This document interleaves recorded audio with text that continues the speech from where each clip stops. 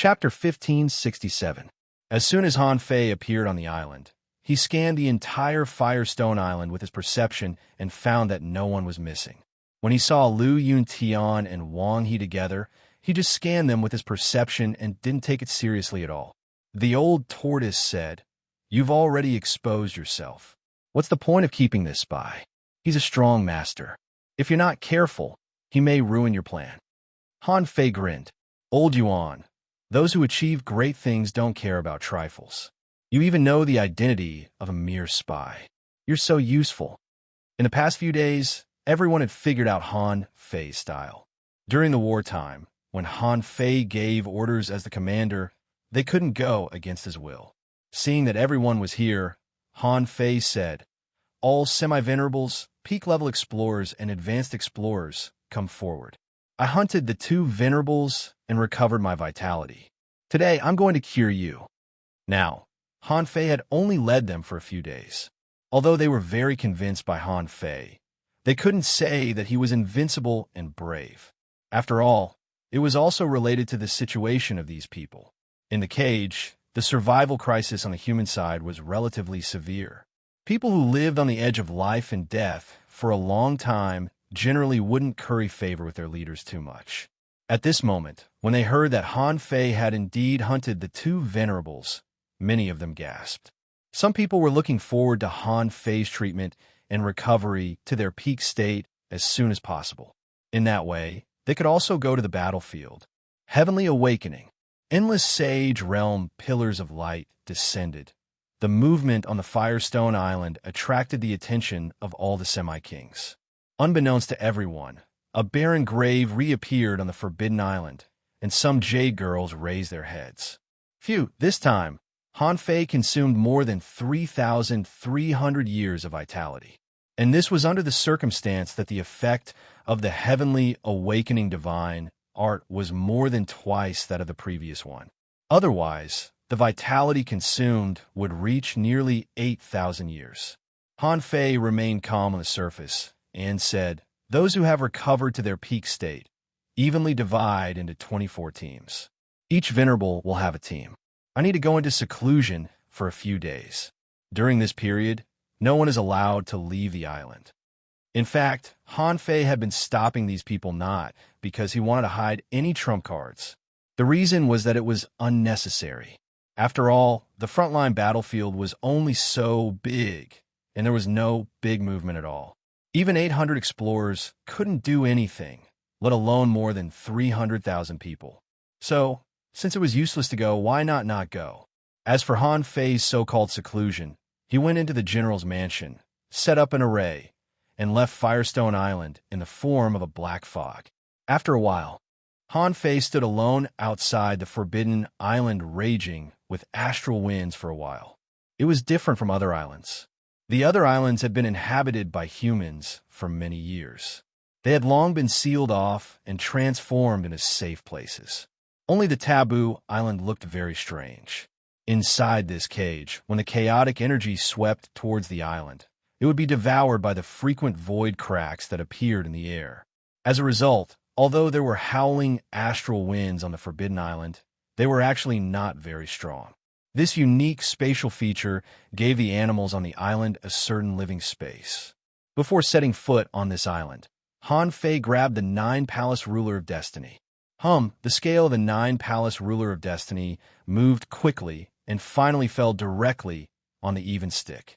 This meant that this trip seemed to be uneventful, and there was no gain.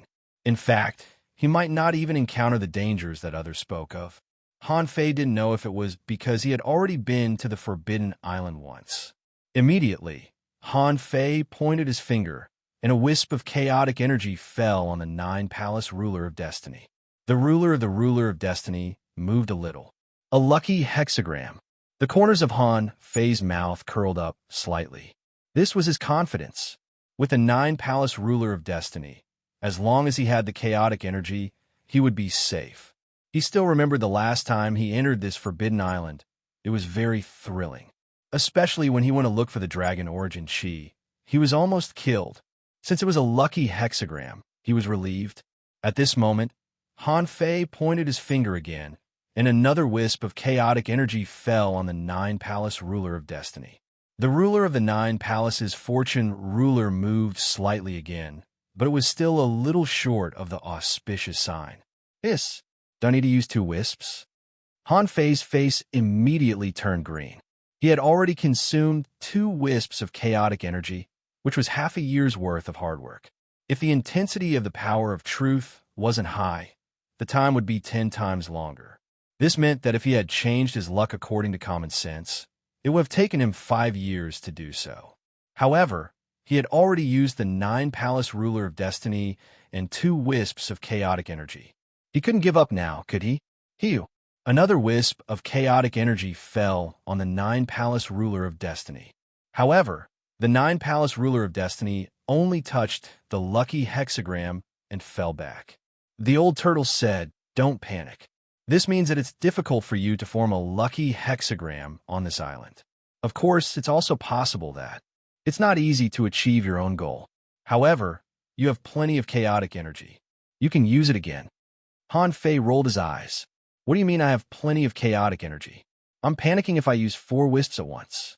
Generally speaking, it's a problem for people below the advanced venerable level to have 4 wisps of chaotic energy in total. Only a prodigal like me dares to use it like this. Han Fei gritted his teeth and threw out another wisp of chaotic energy. Finally, the ruler landed on the auspicious hexagram. Han Fei took a long breath of relief and was about to land on the island when he heard the old turtle say, "Are you going to meet the monster in that desolate tomb?" Han Fei nodded. "Yes." The old turtle couldn't help but say, "Think about it carefully. This ruler should only change your luck temporarily. However, that guy can't be simple.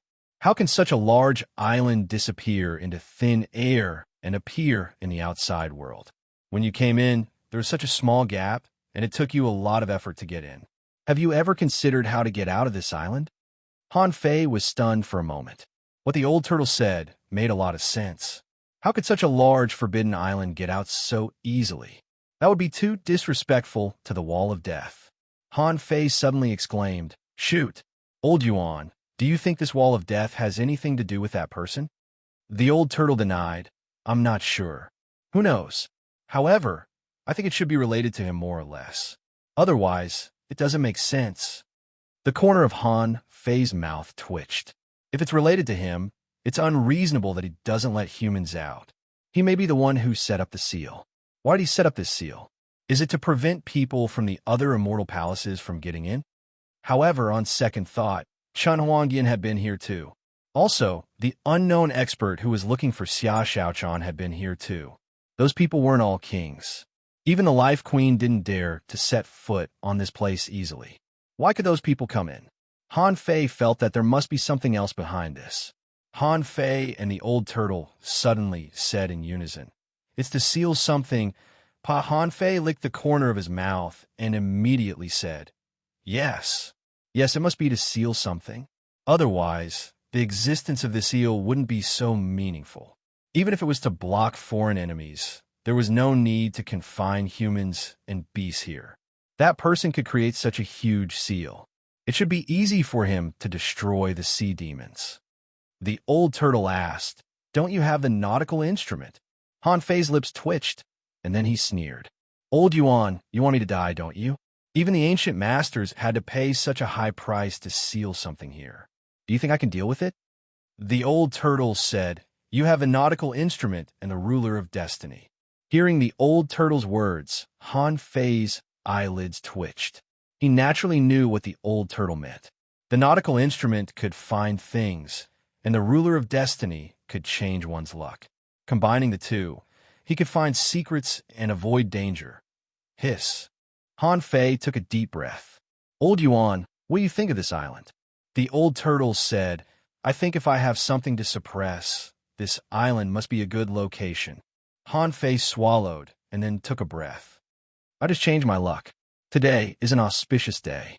Han Fei activated the Gemini divine technique and stepped onto the island in white mist. Because he was too fast, several space cracks directly cut Han Fei's body. However, Han Fei didn't care.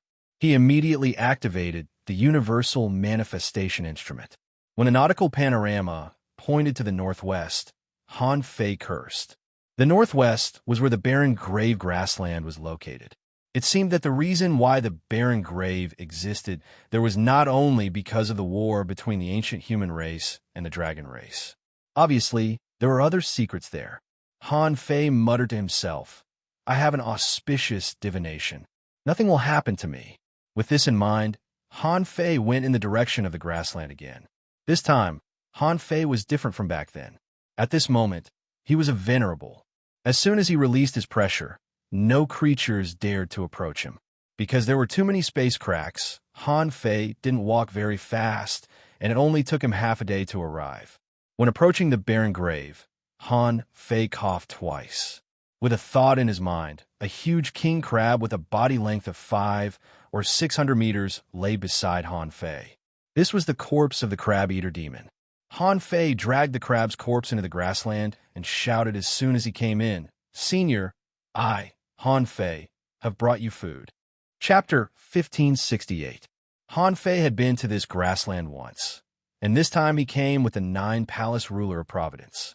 However, after sensing the chaotic heavenly secrets, Han Fei was still a little scared. Han Fei said, Senior, I, Han Fei. Last time, I said I would go out to find food for you. But when I came back, you were already gone. Who do you think I am? Every word I say is a nail in the coffin. Since I said I would bring it to you, I must bring it to you. Look, a king crab, this is a good thing. It can clear heat and detoxify, replenish bone marrow, nourish tendons, and promote blood circulation.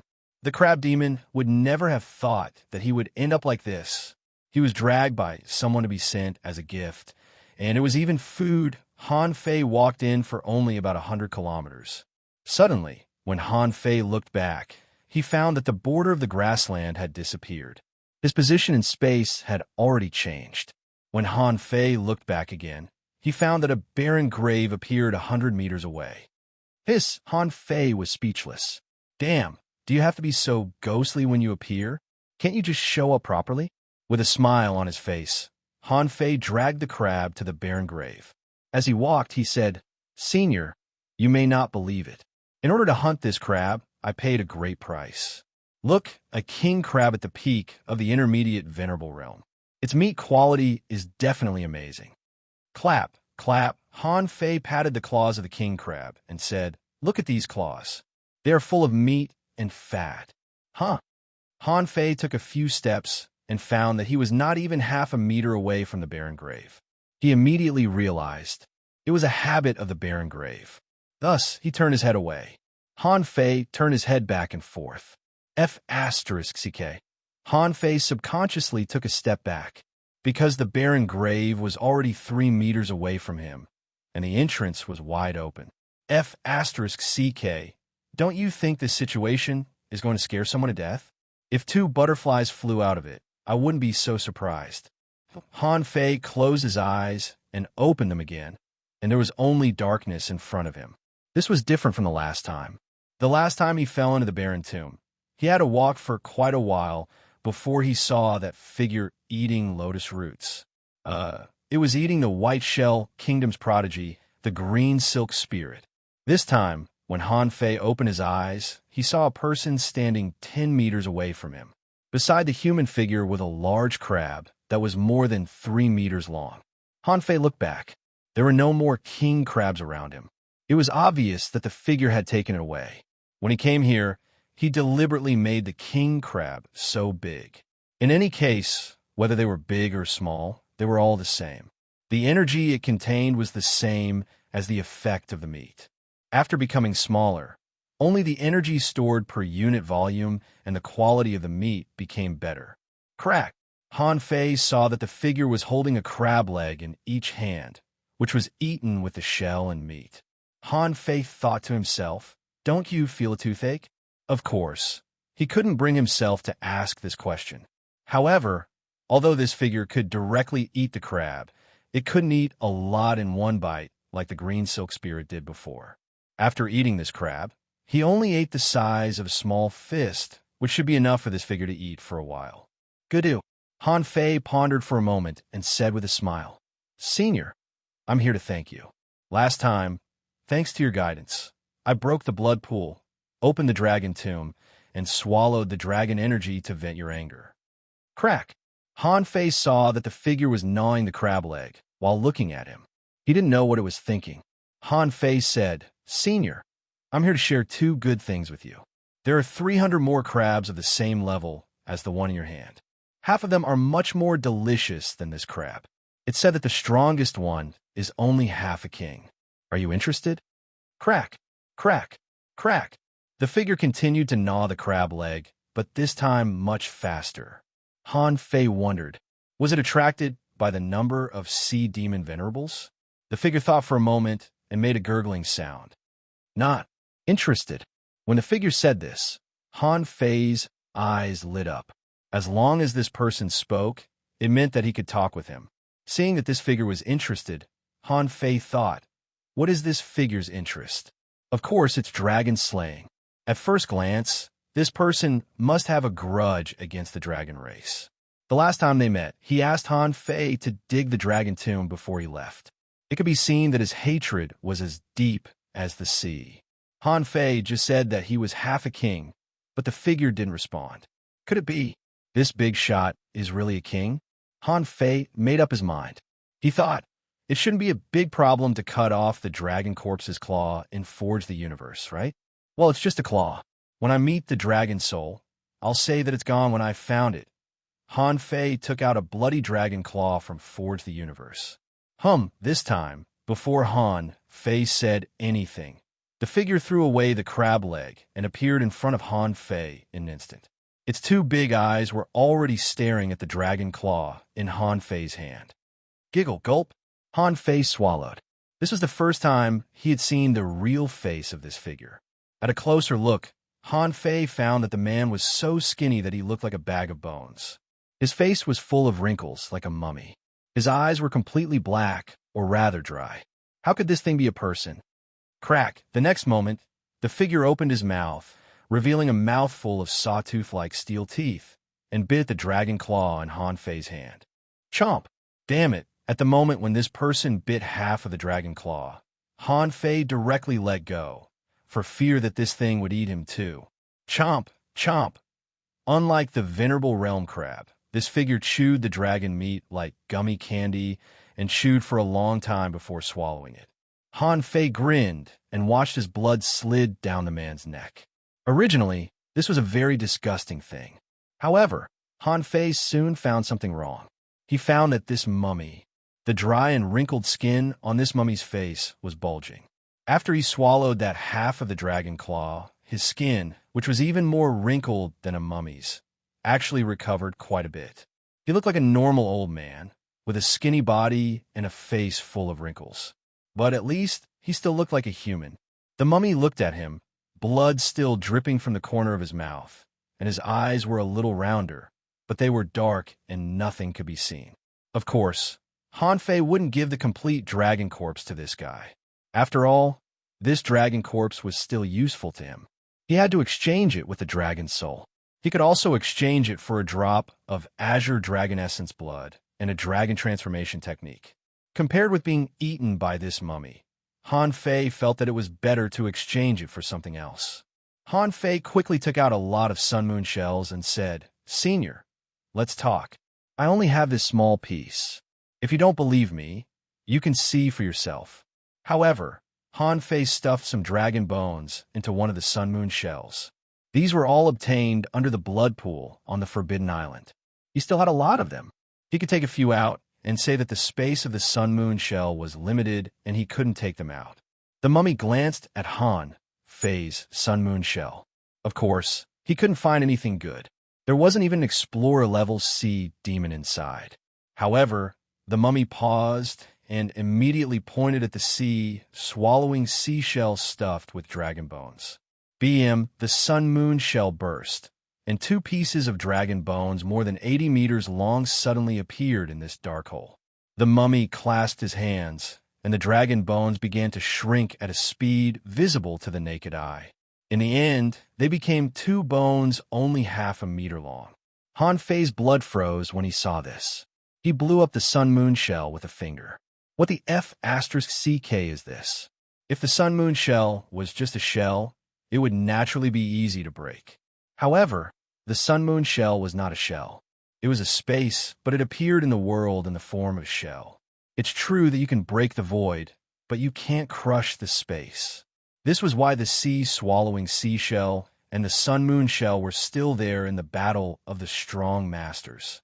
Han Fei explained, "Senior, these are the dragon bones I found under the blood pool."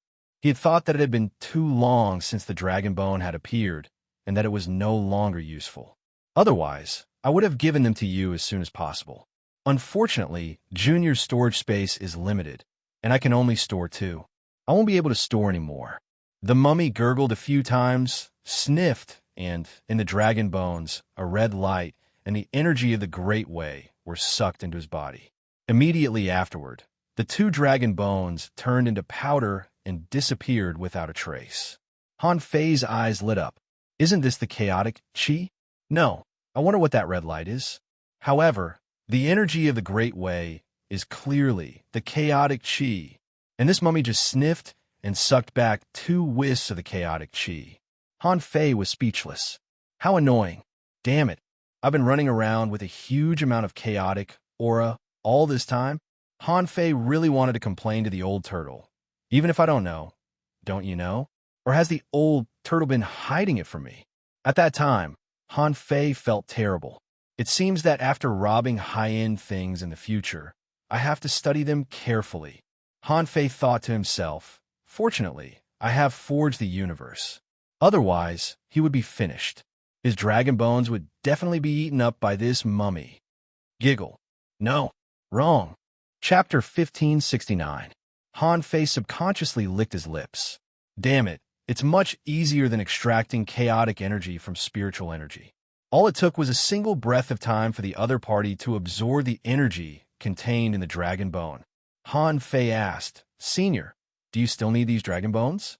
At the beginning, I was too weak to get many dragon bones from the barren land. However, now that I've reached the venerable realm and have a lot of Sun Moon shells, do you still want them? If you do, I'll go and have a look again. Although it was an independent small world, there might still be some wreckage left behind. I'll go and see if I can get some more for you, Senior. In the blink of an eye, the mummy had disappeared in front of Han Fei. The crab claw that he had just thrown away had returned to his hand at some point. Giggle. Okay, Han Fei frowned. This guy didn't even let go of the dragon bones. It seemed that there were indeed great benefits in the dragon bones. Han Fei felt that he could go and have a look. At the beginning, he left in a hurry and was running for his life. So what happened to that small world? He didn't know. Now that he had the nautical panorama, he could try to see if he could find the entrance to that small world again. Seeing that the mummy agreed, Han Fei immediately said, "Yes. Senior, I'll go and have a look first. If there are any dragon bones left, I'll definitely get them for you." However, when Han Fei was about to leave, he saw that the mummy had already blocked his way. Han Fei's lips twitched. "Senior, do you have any other orders?" Giggle, the mummy said with difficulty, "Dragon claw, where did you get it?" Han Fei made up his mind. Han Fei said righteously, "Senior, to tell you the truth, that dragon claw was cut off by me after a battle with a half-king level dragon. At that time, it was a narrow escape. I tried my best, used all my secret methods, and borrowed the power of strong masters to barely reach the half-king level for dozens of seconds. In this way, I barely escaped from the dragon claw. I wanted to hunt a big dragon for you, but my strength was limited and I was really no match for it. Alas, crack, crack, crack. The mummy chewed the crab claw faster and faster. In just a few sentences, it had actually chewed the entire crab claw to pieces. Obviously, the battle with the azure dragon that Han Fei talked about attracted him. Here is it? Han Fei's eyes lit up, full of resentment. "Senior, it's in this cage. I was only able to escape into this cage after fighting with this dragon. It was the dragon that opened the way for me. Otherwise, I wouldn't have been able to enter. After I entered, I was attacked by a half-king called the Black Killer Snail King. Left with no choice, he found the humans' undead city. However, this junior suspects that the dragon is still in the cage. possibly within the boundaries of Black Blood City, because it doesn't seem easy to get out of this cage. At this moment, Han Fei almost closed his eyes and started bragging. In any case, if there was a problem, he could just push it on a Black Blood City. At that time, who would be to blame if the dragon ran away? I'm telling the truth. If it really didn't work out, he could just use some dragon blood to frame them. Who could say for sure? Seeing the mummy chewing the crab claw again, Han Fei couldn't help but add fuel to the fire. Senior, this dragon must be hiding within the boundaries of Black Blood City. I'll definitely help you find it, Senior. However, it may take a few years. After all, my strength is still limited, and I can't defeat it. When my strength improves again, I'll definitely hunt that dragon for you. Hee, dragon. Slaying technique. I'll teach you, huh? Han Fei was stunned. Damn it. You can even trick me into teaching you a great technique? Oh my god. Sure enough, this trip wasn't in vain. Sure enough, the 4 wisps of chaotic energy weren't wasted. The 9 Palace Ruler of Destiny was truly the most precious treasure in the world. Han Fei immediately clasped his hands solemnly. Thank you for your teachings, Senior. I won't let you down. I'll learn the dragon slaying technique well and become a real dragon slayer in the future. Hey, Senior, is it the great technique? Dragon bone sucking technique you just used? Baji, giggle. That's dragon swallowing technique. Han Fei's mind was racing. I didn't see the dragon slaying technique. I don't know whether it's good or not, but this dragon swallowing technique is definitely a good thing. It absorbs the chaotic energy so fast that it's like smoking. The next moment, the mummy approached Han Fei. The big hand, that was as dry as rotten, would press directly on Han Fei's head. Han Fei only felt a large area of light and shadow surging in his mind. Immediately afterward, an inexplicable great technique appeared in his mind. He took a closer look. Dragon slaying technique, Sea Expansion Realm. Introduction. The derivation of the ancient dragon slaying technique. The dragon slaying technique from the primeval era. After the changes of history, it's missing a lot. If you want to practice the dragon slaying technique, you must practice the Black-Yellow Sutra first. Deduction. Deduction consumption. Effect. The Black-Yellow Sutra is the blade. Disadvantages. Practicing this technique consumes a lot of energy. You must drink dragon blood and dragon chi to nourish yourself. Gulp. Han Fei was shocked by what he saw. Damn it. Are you kidding me? He just gave me this super great technique of the Heaven Expansion Realm?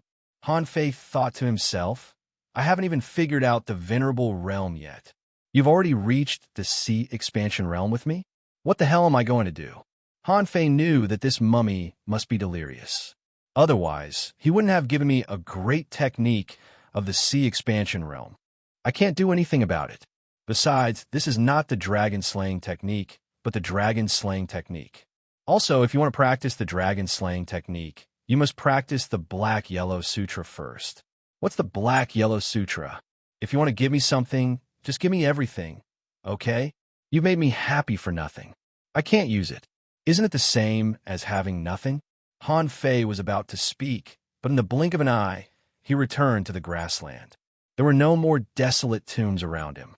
Han Fei was silent for a moment and walked out of the grassland with a determined look on his face. He didn't know who he was acting for. It wasn't until he left this grassland that Han Fei breathed a sigh of relief. Damn, I gave you my dragon claw for nothing. Somehow, I got a great technique that I can't practice at all. What the hell? Until this moment, the old turtle suddenly said, What's the dragon slaying technique about? Han Fei said with a black face, Bullsh asterisk T. That's a great technique of the Sea Expansion Realm. I can't practice it at all now. Han Fei didn't tell the truth. He only said that it was in the Sea Expansion Realm, just to show that the mummy was definitely extraordinary. Han Fei was suspicious. Damn, it's not a king at all. He was probably a king when he was alive. Otherwise, how could he practice the dragon slaying technique? And the old turtle said in surprise, A great technique of the Sea Expansion Realm. Then it seems that this person is indeed a king. Han Fei nodded. Yes, definitely a king. However, his mind was already in a mess. Otherwise, he wouldn't have given me such a great technique. By the way, Old Yuan, do you know the Black-Yellow Sutra? Black-Yellow Sutra? The old turtle was stunned for a moment and said, "Well, I seem to have some impression of it." Han Fei's eyes lit up. "Do you know what technique this is?" The old turtle said, "This is not a technique, this is a cultivation technique. It seems to be a cultivation technique of the human race. It is said that it can produce heaven and earth black-yellow chi. However, it is definitely not the real black-yellow chi. It may just be the shadow of a wisp of black-yellow chi." Han Fei asked, "Where can I get it?" The old turtle said, "How do I know? I should be able to find it in the age of gods. Where can I find it now? I really don't know. My body has been sleeping for tens of thousands of years.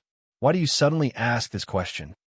Han Fei didn't hide it and said directly, "If you want to practice the dragon-slaying technique, you must practice the Black-Yellow Sutra first." The old turtle immediately understood and couldn't help but laugh. "It seems that the great technique he gave you is indeed useless for the time being. Then do you still want to find the dragon bones for him now?" Han Fei narrowed his eyes and said, "Yes. Why not? He also has the dragon-swallowing technique. Look at him. He can absorb a mouthful of chaotic chi like a child.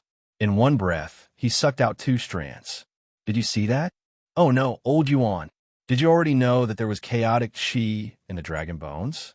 The old turtle immediately denied, "I didn't know. I have never been in contact with dragons. If I had known that there was chaotic chi in the dragon bones, I would have secretly absorbed it. Maybe I would have sucked it dry and you wouldn't even know it." Han Fei thought so. That's true.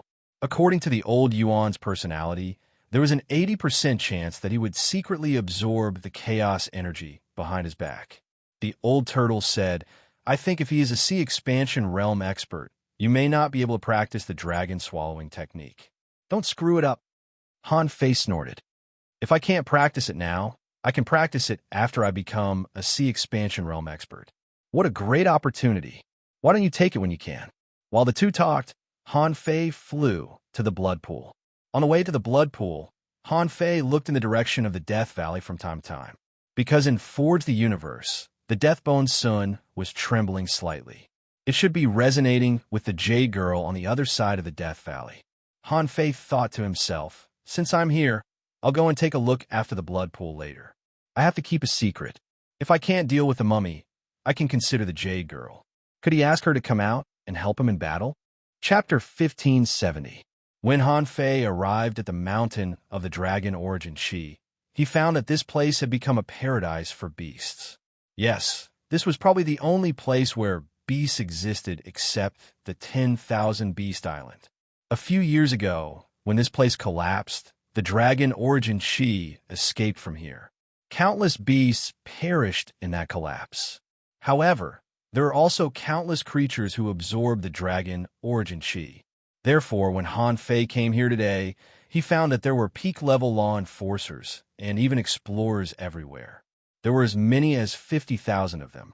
Of course, there must be no dragon origin Chi here now. It should have been swallowed by these tens of thousands of beasts. In the sky above this collapsed land, there are space cracks everywhere. The beasts here only cultivated in safe places and never approached the space cracks. Han Fei pondered and asked, "Old Yuan, can you still find a small world below?" The old turtle snorted. "Don't you have the nautical instrument? Why are you asking me? That small world has obviously disintegrated. The only thing you could try is to find. Is there a fragment of that small world? Don't forget, last time I saw the giant gate, there was an emperor guarding it. Now the gate and the statue of the emperor are gone." Han Fei nodded slightly. In his memory, the gate should be at the end of the blood pool. However, at this moment, the blood pool had dried up and Han Fei didn't see the giant gate. Han Fei found the right place, stretched out his hand, and a huge knife light appeared in the air. Chilla! The collapsed mountain was cut by Han Fei again. A huge knife marked more than 3,000 meters long, cut more than 300 meters deep in the place in Han Fei's memory. Oh, as soon as Han Fei's knife light appeared, all the beasts fled. Here, there was a super strong master that they couldn't defeat. Of course, the farther away they stayed, the better. Han Fei didn't care about them at all. In the future, if humans had a chance to cooperate with the beasts, they could find someone to take these beasts away. Huh? No, there's no trace at all. Old Yuan, did I remember the wrong place? The old turtle said, I remember this place too. Perhaps the door you saw, it itself, is the entrance to a world. Now, even the world has collapsed. How can there still be an entrance? Han Fei nodded slightly. Now that things had come to this point, this was the only explanation. Han Fei immediately secretly used the nautical panorama. The needle spun rapidly and soon pointed to a place less than 100 miles to the west, where a mountain had collapsed. Han Fei's eyes lit up. After a few steps, Han Fei came to the place where the mountain collapsed. He glanced around, only to see that Han Fei suddenly drew his knife and attacked. A spatial crack appeared. Within the spatial crack, a large piece of dragon bone was revealed. Aha, there really is one. Against the turbulence of the void, Han Fei forced his way into this space. When he entered, he found that there was less than 3,000 meters of space left, and only 18 scattered dragon bones. Indeed, this small world had collapsed a long time ago, and it was no longer stable. Therefore, after Han Fei quickly stuffed these dragon bones into the sun-moon shell, the small world exploded. As a result, before Han Fei had time to retreat, he was already covered in wounds. Tens of thousands of spatial cracks cut Han Fei's body. Even though Han Fei immediately protected himself with a Taoist pattern array, he still couldn't resist it. If it were an ordinary person, even advanced venerable, he would definitely be hacked to death by such crazy spatial slashes. However, who was Han Fei? He had already cultivated an indestructible golden body. This also gave Han Fei the capital to fight against the void chasm brainlessly. Son of a B*TCH, it seems that even if there are fragments of the small world, I can't just enter this damn place. Han Fei appeared above this mountain and cast a holy light technique on himself. The flesh that had been cut was rapidly recovering. Huh, you can even find fragments of a small world from here? Suddenly, Han Fei turned his head. He grabbed at the void, and a knife-like condensed from a spatial crack slashed out. Huh, what kind of technique is this? Han Fei took a closer look, only to find that the newcomer turned out to be a child who looked only 7 or 8 years old. This child was still bald, but he was wearing a black robe, and his lips were black, and there was a black dot tattooed between his eyebrows. The child stretched out his hand, and a huge black shield blocked the attack. Clang, a loud explosion and shockwaves rang out on the island, causing the surrounding space to crack once more. Han Fei narrowed his eyes slightly. Golden boy. Han Fei reacted on the spot just now. Han Fei didn't realize that someone was coming. So, without thinking too much, he just slashed with a backhand. However, even this backhand slash was not something that anyone could take. If a mid-level venerable took it, he would be cut into 2 pieces if he was not careful. Han Fei asked in his heart, Old Yuan, why didn't you inform me? The old turtle said, I didn't expect that there would be someone here. Besides, this person's whereabouts are mysterious, and his strength is at least half a king. Although in my opinion, half a king is almost the same as a false king. Maybe this is a false king of a human race. Han Fei's heart trembled. The old turtle's evaluation was a bit too high. Of course, Han Fei knew that there must be a false king in the immortal city. However, it never occurred to him that the false king of the human race turned out to be this golden boy who seemed to be only 7 or 8 years old. The golden boy asked calmly, Are you Han Fei? After all, he knew that he was facing a being that was likely to be a false king. Han Fei was more or less uneasy. Han Fei nodded. That's me. The golden boy smiled casually and said in a childish voice, When a forbidden island disappeared, I wasn't there. When I came back from a forbidden island, this place had already collapsed. At that time, I discovered that there was a mysterious power hiding next to my house. Han Fei didn't feel the slightest threat from the golden boy. Since the golden boy knew that he was Han Fei and on the immortal city's side, he wouldn't attack him. After all, the golden boy was on the human race's side. So, Han Fei relaxed and asked, then what? The golden boy said casually, most of the fragments of the small world have already disappeared in the void turbulence. Although I also found a few fragments, these dragon bones are useless. Until you came to look for the dragon bones. Han Fei was confused. You know about dragon bones? The golden boy explained, many people have entered the grassland on the island. Not all of them died there. At least, we learned about the existence of dragons. However, in the long history of the cage, such a creature had never appeared even once. I don't know much about this race, but you should know how to use the dragon bones, right? Otherwise, you wouldn't have come to look for them. Han Fei was amused. These bones are useless to me. However, I'm not sure about the grassland. Oh, Han Fei wondered if the golden boy had ever seen a desolate grave. If this golden boy lived on the Forbidden Island, he should have been there before. The golden boy said, that's what I'm curious about. You are the only person I've seen who can enter the grassland at will. I guess it's not your first time there, is it? For example, when you were in the outside world, you asked the Jade Girl for the Deathbone's son. Han Fei immediately retorted, hey, let's talk about it. She gave it to me, not what I asked for.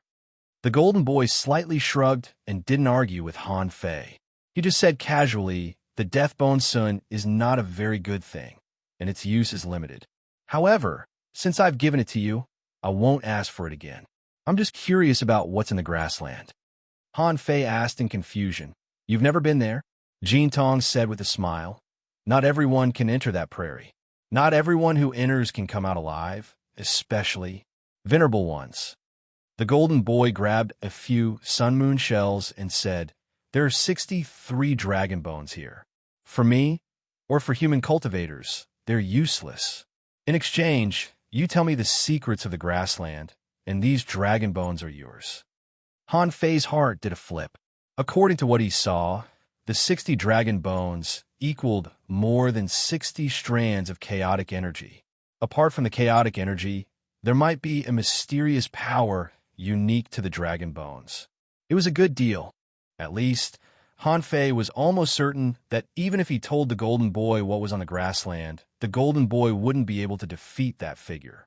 However, Han Fei still asked, are you a half-king or a false king?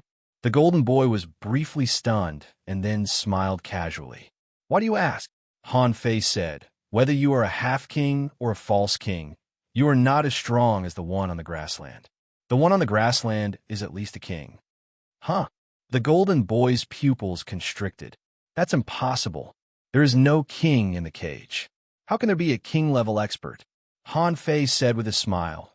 Since you know the news about the dragon race, you must have seen it on this island, right? Then, you should know that there was once a strong expert who fought the dragon in the wild. The dragon died, but that person seems to be still alive. The golden boy was silent for a moment. I always thought that the secret of the cage was hidden on the grassland. But now, it seems to be different from my guess. Han Fei thought to himself, you're right. I think so too. That deranged guy can freely enter and exit the wall of death on this island.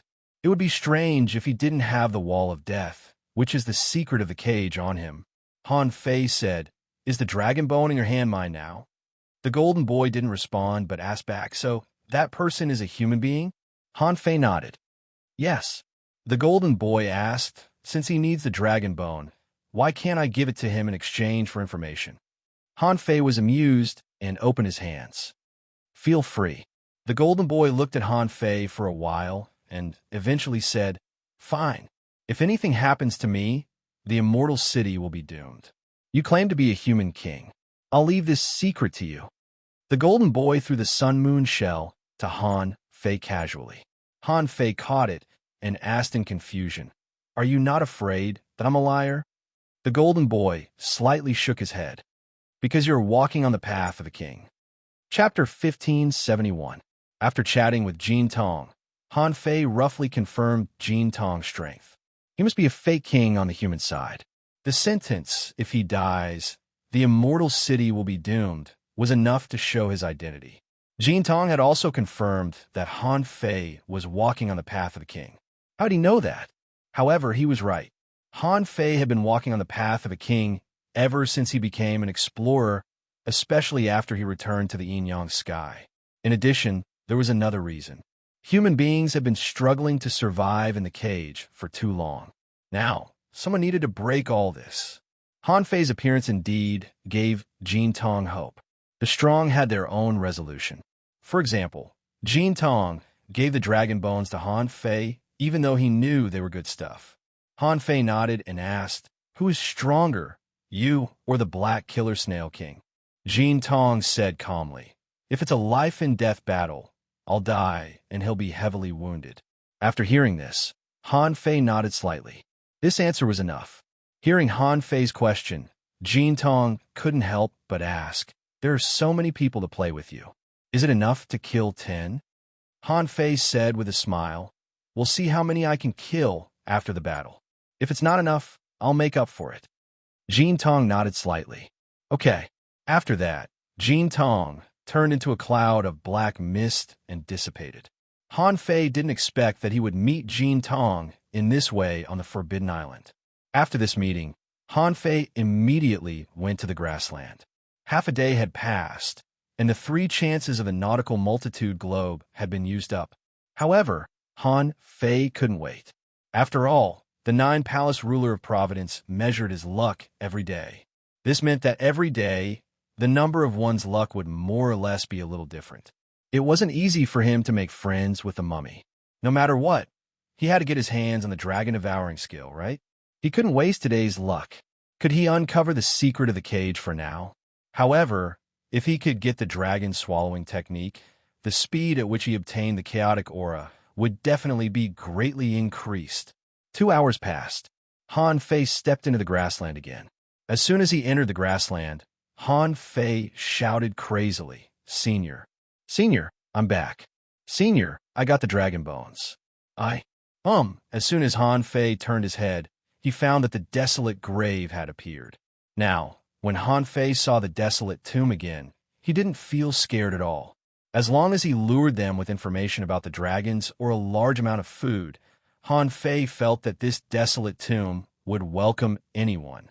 Sure enough, after just a few blinks, he had already appeared in the desolate grave. This time, half a day later, the mummy was still eating. The king crab only had 1 leg left. Even the crab shell was gone. So, this mummy even eats the shell? He wasn't even afraid of being disgusted. Crack! The mummy looked at Han Fei while gnawing. Because it had eaten an extra piece of the Azure Dragon's flesh, the mummy's body had recovered quite a bit. It now looked like a little old man. His eyes slowly became a little rounder. Han Fei was overjoyed. "Senior, you won't believe me. Above the blood pool, the small world had collapsed, but fortunately, there were a few remnant fragments. I took the risk of being shredded to pieces by the spatial turbulence and forced my way in. I managed to retrieve 52 dragon bones for you." Not only did Han Fei not contribute the dragon bones he found, but he also pocketed a dozen dragon bones that Jin Tong gave him. More importantly, he already knew the secret of the dragon bones. If he handed over one, he would lose a wisp of chaotic energy. Look at these 50 dragon bones. That was 50 wisps of chaotic energy. When the power of Tao was thin, it would take him 10 years to accumulate 50 wisps of chaotic energy. If he didn't have enough power of Tao, he would have to accumulate 50 wisps of chaotic energy for 100 years. Therefore, Han Fei felt that he was already generous enough. He had already thrown out 100 years' worth of chaotic energy. Giggle. Okay, the mummy casually threw away half of the crab leg. In a step, he came to Han Fei. He crushed the sun moon shell, and a lot of dragon bones appeared. But in the mummy's hand, the huge dragon bones shrank one after another, and finally turned into short bones several meters long. This time, Han Fei saw that the mummy opened his mouth full of sharp teeth and inhaled, and the chaotic energy, together with the weird red energy, crawled into his body. After sucking more than 20 dragon bones in a row, the mummy's body emitted a crackling sound. Han Fei was very familiar with that sound. It was the sound of bones being put together. This meant that before this, many of the bones in the dried corpse were broken. And now, he was repairing the damage to his body. At this moment, This mummy looked more and more like a decaying old man. Han Fei thought, how should I mention it? But then Han Fei thought, anyway, this mummy is delirious. Will there be a problem if I just tell it to him? Han Fei said, Senior, I'm leaving in a moment. A large number of sea demons in Black Blood City protect the Azure Dragon and bully human beings. I can't tolerate it. Although I'm not strong enough, I'll try my best to hunt the Azure Dragon for you. By the way, Senior, I find that practicing the dragon slaying art seems to require a lot of energy.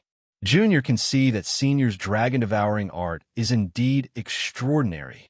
Well, can you teach me, Senior? Giggle, the mummy had sucked almost 30 dragon bones. Hearing Han Fei asking for the dragon-swallowing art, he raised his head and looked at Han Fei for a long time. Han Fei felt a little guilty. He thought to himself, shouldn't I ask for such a great art? Giggle, the mummy directly grabbed Han Fei's head.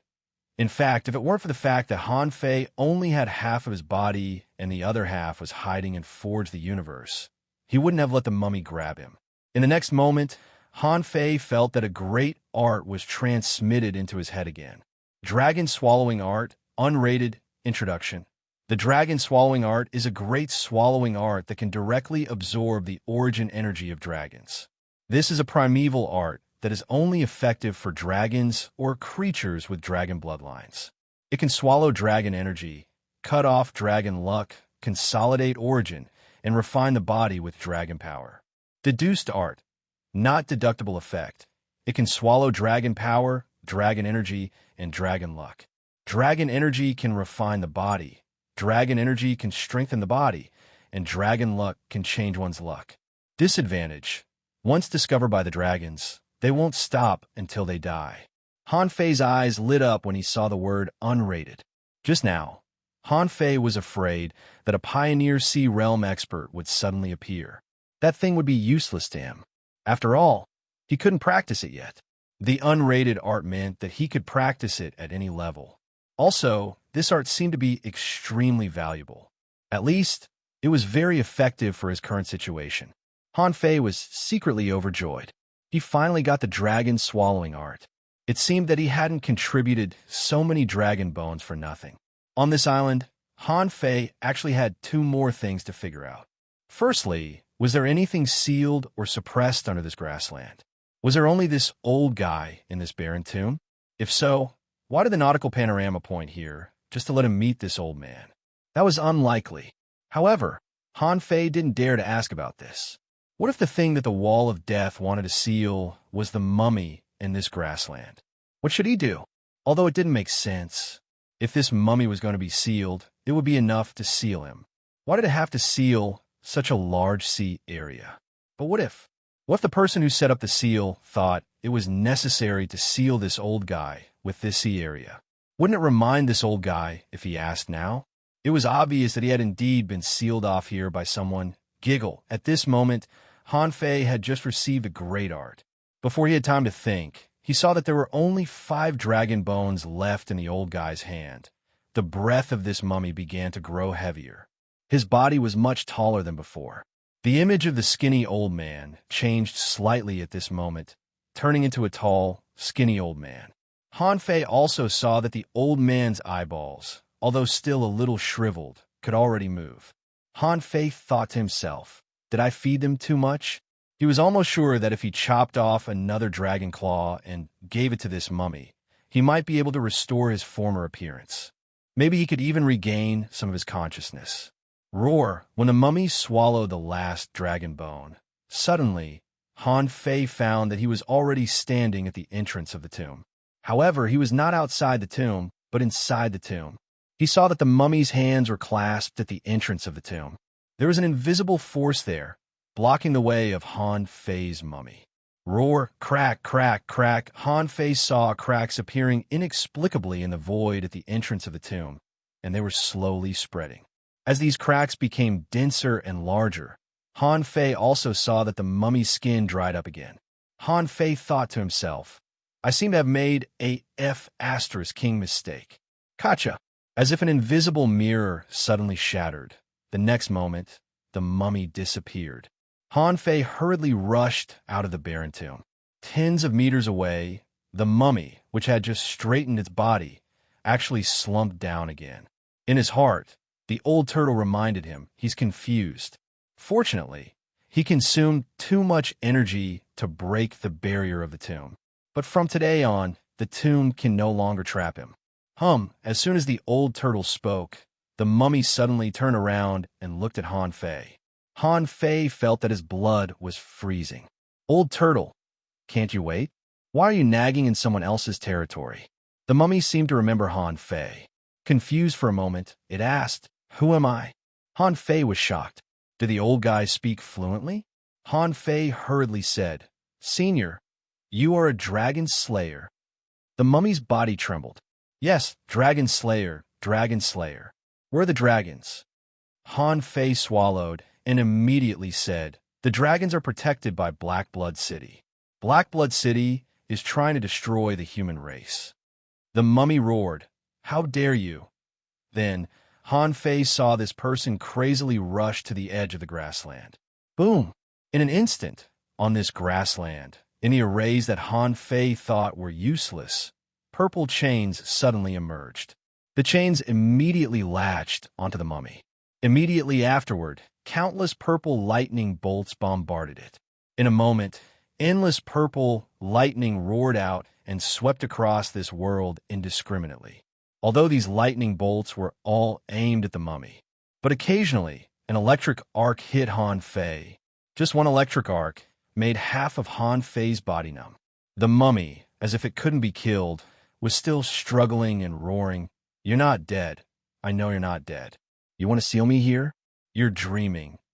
Bam! Han Fei saw that the mummy was struggling, and purple chains were breaking one after another. But suddenly, a purple line bombarded Han Fei's body. In an instant, Han Fei's body disintegrated. Twin in one. Han Fei suddenly disappeared from the grassland. When Han Fei came back to himself, he was shocked. Without hesitation, Han Fei landed on the island and flew in the direction of the grassland again. The old turtle couldn't help but ask, "You've already come out. Why are you still going there?" Ignoring the impact of the void cracks, Han Fei accelerated crazily and said casually, "Who did he say was not dead? It must be about the secret of the cage. I have to go there.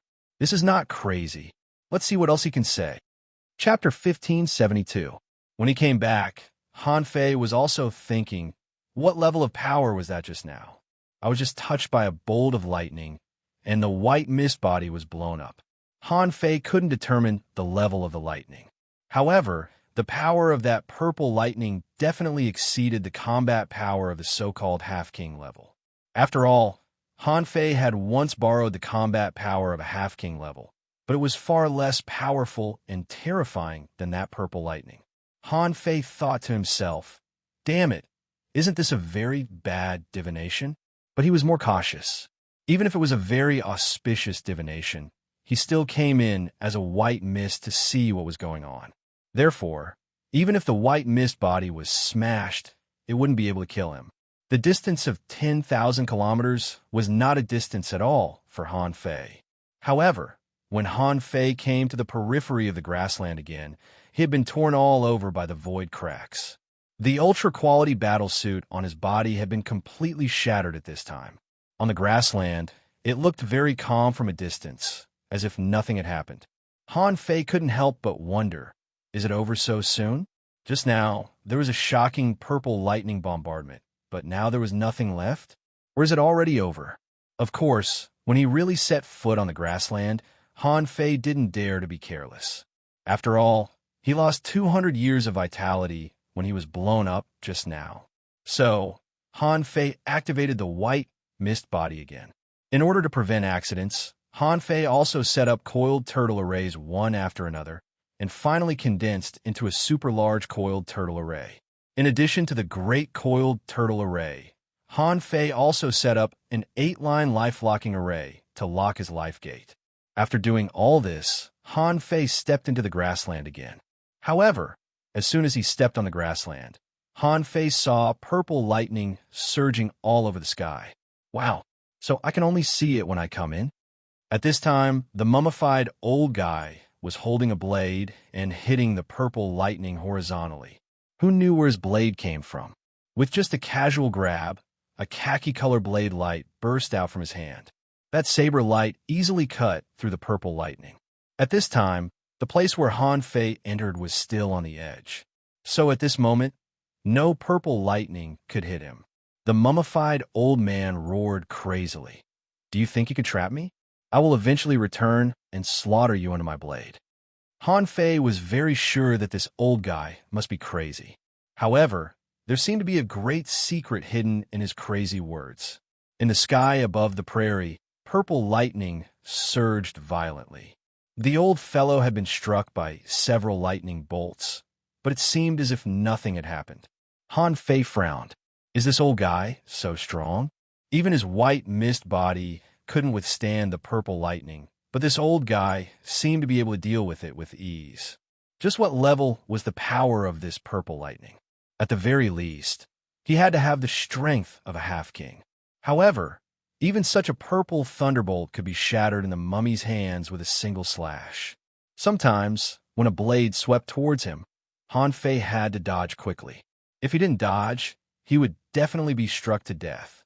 Just now, when the mummy opened the barren tomb, it must have used up a large amount of energy. Now, this thunderous momentum did not seem to have weakened at all. The two sides were locked in a stalemate for a long time. The old man seemed to be a little exhausted, and his whole body became shriveled again. Obviously, he was unable to break the seal on this grassland. After holding on for a long time, the purple thunderbolt had obviously weakened a bit, but the old guy seemed to be unable to hit it anymore. Han Fei had been watching from the side, wondering if he should help this mummy-like old guy or not. If he was still sealed by this old guy, it was unlikely that he would continue to get benefits. Frowning, Han Fei immediately threw a sun-moon shell at him and shouted, "Senior, tell me, how on earth can I break this seal? And who is still alive? What secrets are there under this grassland? I will do my best to get you out." As soon as the mummy saw the sun-moon shell that Han Fei threw at him, his body instantly appeared in front of it. Kacha! 10 dragon bones appeared, and the mummy took a deep breath and swallowed more than 10 streaks of chaotic energy and red, unknown power. At that moment, the mummy became spirited and shouted again, "Cunning dragon, when I get out, I will definitely tear you into pieces." The mummy used its hand as a saber and swung the saber repeatedly.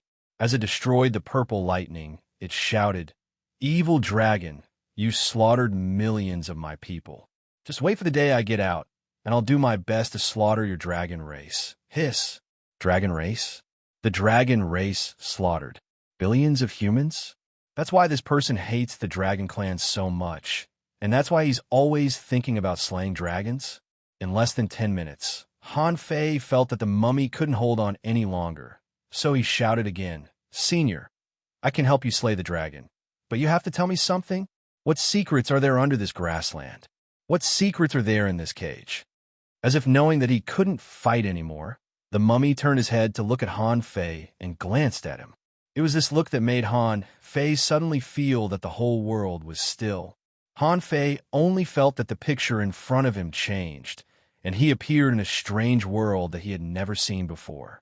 At first, Han Fei's position was extremely high, and the scene in front of him changed. In the hundreds of thousands of miles of territory, countless human beings were bustling about. Countless trivial pictures were fleeting, like flowers in a mirror and the moon in the water.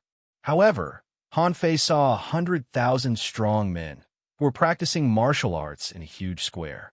These people were bare-chested, with bulging muscles and sweating profusely. Their chests and backs were engraved with identical dragon patterns. In Han Fei's perception, since they loved dragon tattoos so much, the dragon must be their faith and totem. In fact, it was true, because Han Fei saw a grand sacrifice. In the ceremony, the drums were like thunder, and countless people were praying, shouting, offering sacrifices to a huge azure dragon statue. The picture changed again. Han Fei passed through all kinds of towns and cities. The layout of these places was somewhat similar to that of the Yin Yang Heaven. On the streets, people came and went, and it was very lively. However, these didn't seem to be the focus because Han Fei saw a winding giant city standing in the sky. In an instant, a gloomy air blew over. Han Fei raised his head again, only to see a 10,000-meter-long azure dragon, tearing the sky and the earth with its claws, spewing wind and sword rain from its mouth, slaughtering the city below with all its might. There was more than one such azure dragon, but there were many of them. When Han Fei saw this scene, he was a little horrified. Wait, they like you so much. Why are you offering sacrifices to them? Why are you slaughtering them? However, those azure dragons killed countless humans with their mouths opened and closed. The mountains in the distance collapsed one after another, and the city was also filled with smoke. Above the floating city was the immortal palace, which was completely shattered and full of smoke and fire. At this moment, Han Fei did realize that this was one of the 36 immortal palaces. The reason was that the continuous floating city looked like the body of a dragon. But just now, Han Fei didn't see the dragon head part. And this big city above the sky, when tilted down, was obviously in the shape of a dragon head. Wow, dragon subduing heaven? In Han Fei's mind, the first thing that came to mind was the dragon subduing heaven that old Han once mentioned. However, it seemed to be different from the dragon subduing heaven that old Han mentioned. According to old Han, the dragon subduing heaven was symbolized and worshipped by the legendary ancient dragon. But in fact, a creature like a dragon had never appeared at all. However, this was obviously not right. If this was not the dragon subduing heaven, where could it be? In the entire 36 immortal palaces, only they had contact with creatures like dragons, even if it was just as a spiritual belief. Sacrifice? Wow, Han Fei suddenly thought of something. How did the old turtle come here? He summoned the old turtle after he practiced the majestic mystic spell to the extreme. At that time, the old turtle was also ferocious and seemed to be able to kill him. This dragon subduing heaven must have encountered a similar thing. However, they weren't as lucky as him. The dragons that should have disappeared from the sight of human beings, for some reason, came again. And these azure dragons were not friendly. They were slaughtering the dragon, subduing heaven. Immediately afterward, the picture turned into various chasing battles. The battlefield between human beings and dragons began. From this picture, Han Fei saw a young man walking out of the collapsed immortal palace. The young man visited everywhere, asking for help, but was repeatedly rejected. After all, the battle between human beings and dragons didn't affect other immortal palaces. This young expert might be a king. Although he didn't get any help, he didn't want to be outdone. He led a number of strong masters and began his career of slaying dragons. Han Fei even followed the young man to a relic. Han Fei saw the fish book in the young man's hand. There were dragon slaying technique, Shin Yellow Sutra, dragon swallowing technique, and other great skills. Seeing this, Han Fei realized that these things didn't belong to this man, but were obtained in some relic. The last picture Han Fei saw was that this young expert led the strong masters of the human race to chase an azure dragon to a barren sea area. They found the Wall of Death. Wait, Han Fei's heart skipped a beat. This Wall of Death had existed long before these people and the azure dragon came? Yes. In theory, the dragon subduing heaven and the yin-yang heaven were established at the same time. If this person was from the dragon subduing heaven, then his era was almost the Age of Doom. In fact, Han Fei knew that although the 36 immortal palaces used to be allies, they had more or less changed. For example, the yin-yang heaven and the waterwood heaven had moved away. For example, something must have happened to the golden crow heaven. Otherwise, why would the fire tree come to the waterwood heaven? For example, the king of the dragons subduing heaven might have been obsessed with killing dragons. Also, the immortal palaces like the Grand Pure One and the Wuji Heaven that I mentioned were clearly enemies. For a moment, Han Fei was confused. See, demons and dragons wreak havoc on all the races in the world. Why are you still fighting among yourselves? Although Han Fei thought a lot in his mind, he couldn't change history. At this moment, the story of this young man didn't seem to be over yet. The young man and the azure dragon fell into the Wall of Death, and were both seriously injured. In the end, the young man led his subordinates and dismembered the azure dragon at the risk of his life. He performed some kind of Shintian technique and swallowed the dragon's body. It was like a snake swallowing an elephant. Then, the young man placed the dragon's head in the south and the dragon's tail in the north, separating them forever. By doing this, the young man probably meant, even if I die, I won't let you have a good time. I'll let you be separated from your head and tail forever and never have a good end. Han Fei thought to himself, this old guy is really ruthless. But unexpectedly, the plot was reversed. However, when the young man was dying, there was still a wisp of the slaughtered azure dragon's soul that was still alive. Taking advantage of the young man's half-death, the azure dragon launched a sneak attack. Not only did it kill the young man's subordinates, but it also suppressed the young man under this grassland. Immediately, the young man exploded in anger. He regretted not being able to kill the Tsang dragon even after so much effort. So he tried his best to severely injure the azure dragon's remnant soul again. Unfortunately, this didn't completely kill the azure dragon. The azure dragon's remnant soul fled out of the cage. The furious young man died with his eyes wide open. However, this young man actually set up a strange altar and attracted infinite darkness. In the end, even he and his subordinates who had just died all turned into undead creatures. Seeing this, Han Fei's scalp went numb. So, this mummy is already an undead creature? How the hell do you look like an undead creature? Chapter 1573. Maybe this was the story of the mummy. From the beginning to the end, Han Fei didn't even know his name, nor did anyone write it down. After all, there was no sound in the picture, so he must have used voice transmission. Therefore, Han Fei had no idea. However, Han Fei could tell that this mummy should be the master of the dragon-subduing sky, a real king. After all, the requirement of the dragon-slaying technique was the sea expansion realm, which undoubtedly proved his identity.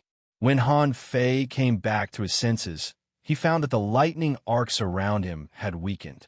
Although this was a high-level array set up by the Dragon Clan, no matter how powerful it was, it still needed energy to maintain.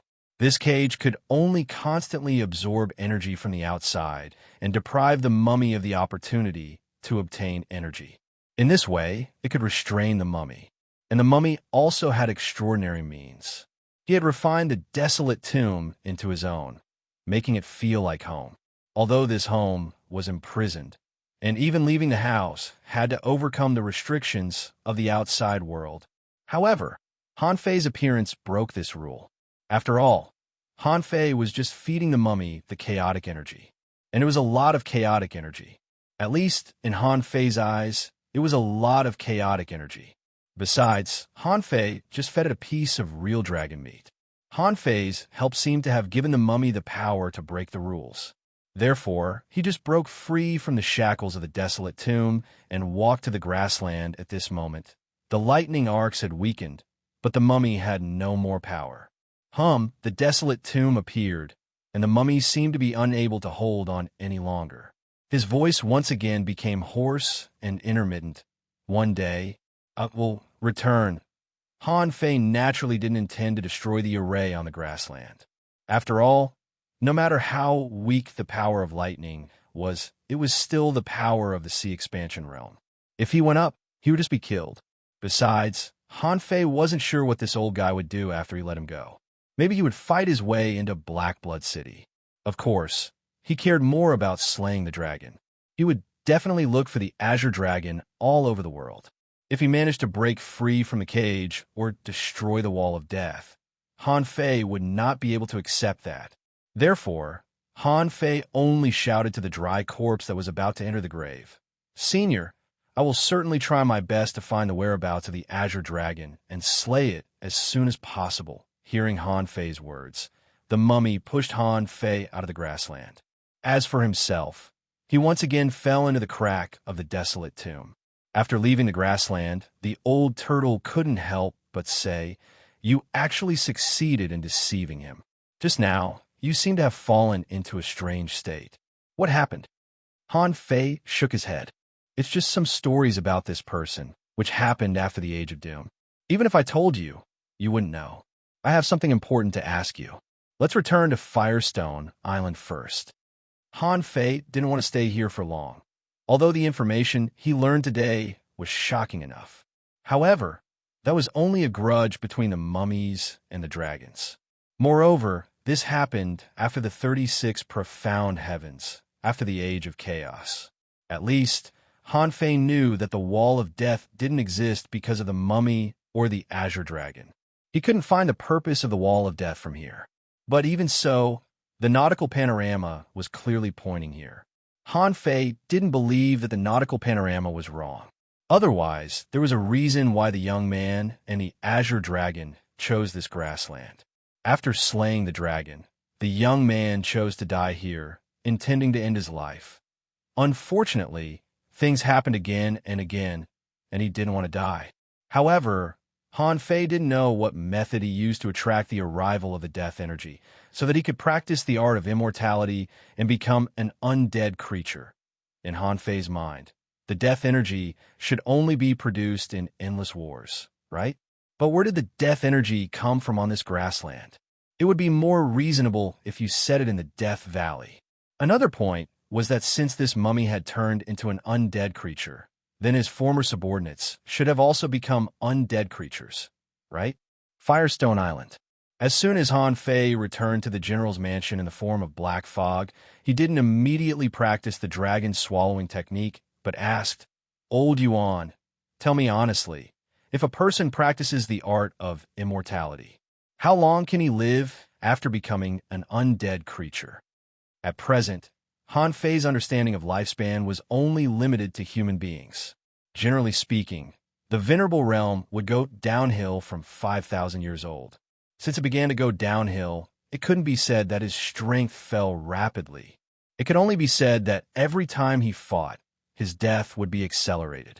Even if Han Fei embarked on the Tianqi Great Way, his lifespan would only be increased to 10,000 years. Perhaps only these special races could survive for 100,000 years like the water immortals.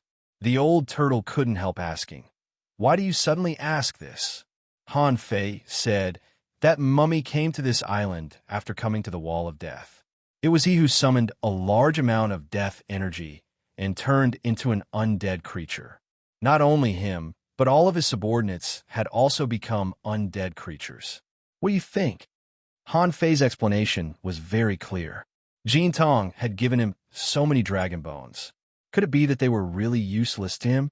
Or did he know that the grassland was suppressed by the array, so he didn't dare to enter the grassland? Even if Jin Tong was a fake king, he didn't have the power to fight against the purple lightning like the mummy did. If the mummy didn't save him, he would be struck to death as soon as he reached the grassland. Now, Han Fei was very suspicious that the Golden Boy and Jade Girl were the mummy's subordinates. Therefore, they all stayed on this forbidden island. Wait, you mean that person is an undead creature? The old turtle immediately said, "That's impossible. I can't even tell whether a person is an undead creature or not. That person can't be an undead creature. If he is an undead creature, what does he need to eat? Undead creatures rely on death energy to cultivate. Theoretically, the more they die, the stronger their cultivation will be. This is the fundamental reason why the relationship between the Immortal City and the Demon Beast Alliance is not good. Because what the Undying loved to see the most was death. However, they also know that they were originally human beings, so they don't want human beings to go extinct." Han Fei was stunned for a long time. "Aren't they undead? I clearly—" Wait, Han Fei saw. The mummy summoned death energy. Han Fei also saw the mummy try to turn into an undead creature. However, what he saw was just a picture, a fragmented memory. He didn't see everything clearly. Now, after hearing the old turtle's words, Han Fei was a little uncertain. Han Fei turned his head and asked, "Old Yuan, how long can the king live? Can the king live for 100,000 years?" The old turtle pondered. 100,000 years? After I opened the sea, I felt that I could live more than 1,000,000 years. What's the big deal about 100,000 years? Han Fei cleared his mind and asked again, "Then let's not talk about the mummy now. Let's talk about the Golden Boy and Jade Girl. You said that the Golden Boy is at most a fake king, right? Do you think they can live for tens of thousands of years? Humans shouldn't be able to. The old turtle said leisurely, "If I tell you that the undead creatures have no lifespan at all, what do you think?" No lifespan? The old turtle sneered. Think about it. They're dead creatures in the first place. As long as there is death energy, they can survive and grow. When there is enough death energy, they will grow. When there is not enough death energy, they will be weakened. Or, when there is not enough death energy, the undead creatures can devour each other. So, in theory, the more they devour, the stronger they will become. Of course, there must be a continuous supply of death energy. When they run out of death energy, they will be completely annihilated after they are annihilated. Han Fei was dumbfounded. Is it so terrible? No lifespan? Only life and death? The old turtle snorted. What else do you think? Generally speaking, the undead creatures can't tolerate each other. They will try to devour each other to make themselves grow. You human beings are special because the living and the dead are together, and you have a common enemy. If the undead don't fight, the living will also die. In the end, everyone will become undead, and it will be meaningless to kill each other. Gulp, Han Fei swallowed. So, the Golden Boy and Jade Girl are probably left by the mummy? The undead city had enough resources to provide for these undead. Wasn't it enough to fight every day and year? However, the old turtle suddenly said, "I don't care about that. I don't care whether he was left by the mummy or not. After all, they're human beings. I gave you the dragon bones, and you told them everything. You did them a favor. Now, you can really release the mummy as long as you want." Han Fei shook his head. "I don't want to." The old turtle said, "I know you don't want to. Based on the mummy's condition, although it wasn't an undead creature, it wasn't a normal king either. According to his conditions, he should have died a long time ago if he didn't become an undead creature." Smack, Han Fei slapped his thigh. That's right. That's right. He is only skin and bones. He should have died a long time ago. But look at him. He can eat, drink, and fight. He doesn't look like he will die at all. The old turtle said leisurely, "If he has been sleeping, it is also possible. He only wakes up when he needs it. Most of the time, he seals himself in the grave. With the conditions of a king, it is indeed possible for him to survive. But as long as they go out, they can possess anyone or reincarnate, and they will still have a chance to rise again." Han Fei frowned. "Then isn't the king immortal?" The old turtle sneered. "Who can live forever? There is a limit. The limit of reincarnation is generally only 3 times. After that, you can't reincarnate anymore. I've told you before, most people can't even achieve it a second time. They can only reincarnate once." Han Fei shrugged. "That's right, but that's too unbelievable. If he could cultivate to the monarch realm, then reincarnate and cultivate to the monarch realm again, it would be enough. It was very likely that he could go further." After confirming the lifespan of the undead, Han Fei focused his attention on the azure dragon again. It was obvious that the azure dragon had run away. Now that it had run away, Han Fei had to wonder if the dragon corpse in his Forge the Universe was the one that the mummy had been chasing. Chapter 1574. Han Fei couldn't help but think about this matter. According to the time when I caught the dragon subduing Immortal Palace was after the palace moved here. Isn't this a bit too much of a coincidence? Even the old turtle, an emperor of the Age of Gods, had never seen a dragon. Old Han also said that the dragon was just a totem of the dragon subduing heaven. However, it happened to be in this cage and had a great battle with the dragon, but it didn't die completely. I said that in the void, this dragon traveled through the void and picked up treasures in the void. It happened to encounter the eye of the heavenly path and was almost destroyed in both soul and soul. If I hadn't saved it, it would have died. If one were to look at it from another perspective, the azure dragon was escaping with the intention of traveling through the void. However, it happened to encounter the eye of the heavenly path. It was already heavily injured, and it was almost killed. Fortunately, I saved it. However, I also have a purpose. I wanted to guard the source water. That's why there is this legend about the dragon. In fact, from the beginning to the end, there was only this dragon. Han Fei was shocked by his own idea. If this was the case, then this ancient corpse of the azure dragon might be the one that the mummy was chasing. This azure dragon destroyed the dragon subduing heaven and was full of misdeeds. If his guess was correct, it would be impossible to return its body to it easily. Of course, nothing was absolute.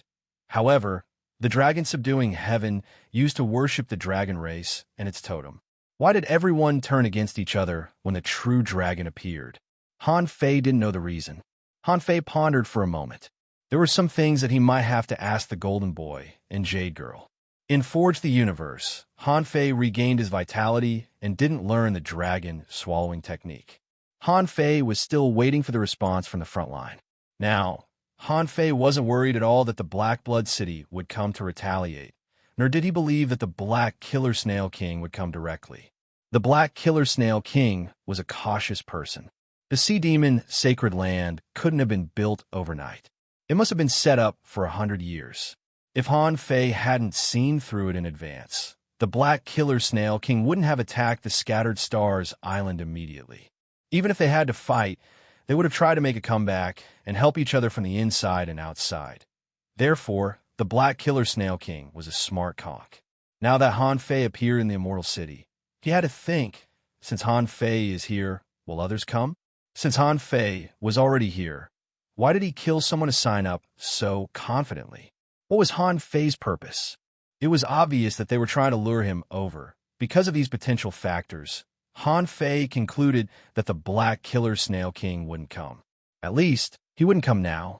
Although the Black Killer Snail King wouldn't come, Han Fei predicted that he would send someone to check it out.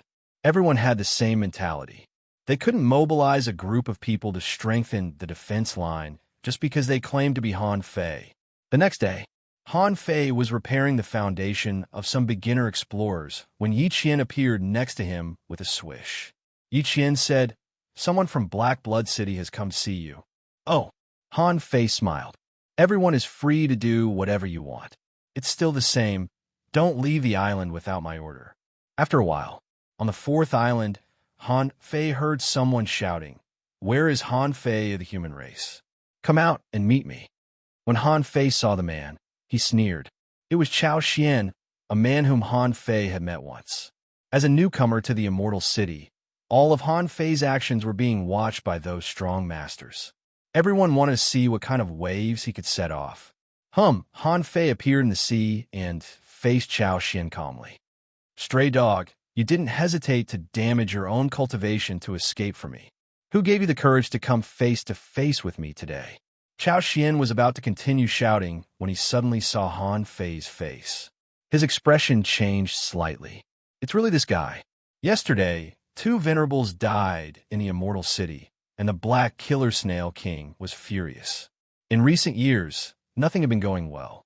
In just 2 years, 9 venerables from Black Blood City died in the cage. This was a heavy blow. After all, how many venerables were there in the entire Black Blood City?" Chao Xian asked, "It's really you?" Gonfeng and the other human venerables were looking at the battlefield quietly. Judging from Chao Xian's expression and tone, he didn't seem to be lying. Chao Xian said, "My king asked me to tell you that you and everyone else in the Immortal City should be prepared to face my king's wrath." Han Fei tilted his head and smiled. "Anything else? Why didn't he tell me himself?" Chao Xian snorted. "How can you compare to my king?" "Ha ha, really? Back then, when I killed his demi-monarch projection, I didn't kill him. I killed an ironhead fish." On the Immortal City's side, many people were shocked. They had always known that Han Fei killed a half-king.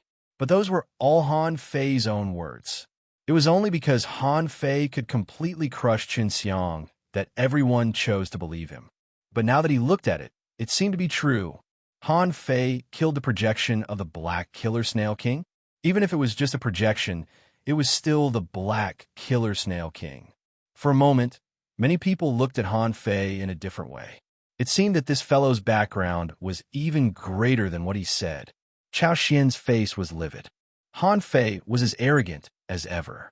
However, it was precisely this fellow who had forcefully destroyed all of Black Blood City's great plans. This was a fight to the death. However, Chao Xian knew why he was here. He was here to confirm Han Fei's identity, not to challenge him. So, facing Han Fei's mockery, he only sneered. Chao Xian shouted, "People of the Immortal City, my king has ordered you to hand over Han Fei in 3 days. Otherwise, the Black Blood City and the Immortal City will go to war." Ganfeng responded indifferently. "Go back and tell the Black Killer Snail King that human beings are never afraid of war. If you want to fight, come on." Han Fei couldn't help but look back at Ganfeng. This man was straightforward and didn't even hesitate. Since the Half-King was calling for war, the other venerables and explorers naturally followed suit. Fight! Fight! Fight! After Chao Xian left, Han Fei and Ganfeng looked at each other. After exchanging a look, Han Fei returned to the Firestone Island. As soon as he returned to the Firestone Island, Han Fei left quietly again. Originally, Han Fei didn't want to go to the Forbidden Island. He seemed to be able to see that there was a huge secret buried deep under the Forbidden Island. However, the behavior of Ganfeng and the others today was too abnormal. They were too straightforward. A full-scale war between the Immortal City and the Black Blood City? In theory, it was naturally impossible to open it. Even if another 20 venerables from the Black Blood Pool died, human beings still couldn't defeat them. Therefore, it took a lot of courage for the Immortal City to accept the war. Besides, it required enough trust in oneself. That was the problem of trust. Outside the Forbidden Island, Han Fei stood on the shore. He turned his hand, and the death bone Sun appeared in his hand. After thinking for a while, Han Fei began to play the Sun. A sobbing melody came from the death bone's Sun. About 100 breaths later, the void was torn apart, and Jin Tong walked out of it with a smile. The golden boy said in a childish voice, "We meet again so soon." Han Fei stared at the golden boy with glowing eyes. In Forge the Universe, the nautical panorama turned slightly and pointed at the golden boy. Although he had expected this, Han Fei was still relieved to see the answer. Han Fei said, "Are you from the 5th Immortal Palace, the dragon subduing heaven?" When he heard the words, "dragon subduing heaven," even the golden boy, who was as strong as a king, slightly shivered his eyelids. With his arms hanging down, the golden boy looked at Han Fei solemnly. "It seems that you met the palace master." Han Fei couldn't help but smile. Almost couldn't make it out. "So, the reason why you dare not enter that grassland is because of the purple thunder array on the grassland. Only one lightning arc is needed to kill a normal mid-level venerable. Even a peak-level venerable can't withstand a few bombardments." The golden boy smiled. "When you went to look for the dragon bones, I knew that you had met the palace master. You met the palace master, survived, and came out safely. More importantly, you have the palace master's trust. You are definitely not the supreme commander of the Scattered Stars Island." Han Fei grinned. "What do you mean?" Chun Xiang was also the supreme commander of the Scattered Stars Island, but she didn't even know the Yin-Yang Heaven. She didn't even know her own territory, let alone the dragon-subduing heaven. However, you concluded that I came from the dragon-subduing heaven and even knew that we were the 5th. Based on this alone, you can't be Chun Xiang." Han Fei sneered. "Maybe I learned it from your palace master?" The golden boy shook his head. "There was indeed a big array on the grassland, and there were murals we left, but there was never any mention of our origins. At that time, the palace master was half crazy, and the purple dragon array had already broken out. We all died before the murals were finished. In the end, the palace master sacrificed her soul and flesh to cast a forbidden technique, summoned the immortal mist, and transformed us all into undead creatures." With that, the golden boy looked at Han Fei solemnly. "Let me introduce myself again. My name is Jin Tong, the left guardian of the dragon-subduing heaven. Well, don't say that you are the supreme commander anymore." Han Fei smiled faintly. "You can regard me as the next immortal master of the Yin-Yang Heaven. The 9th immortal master, Han Fei."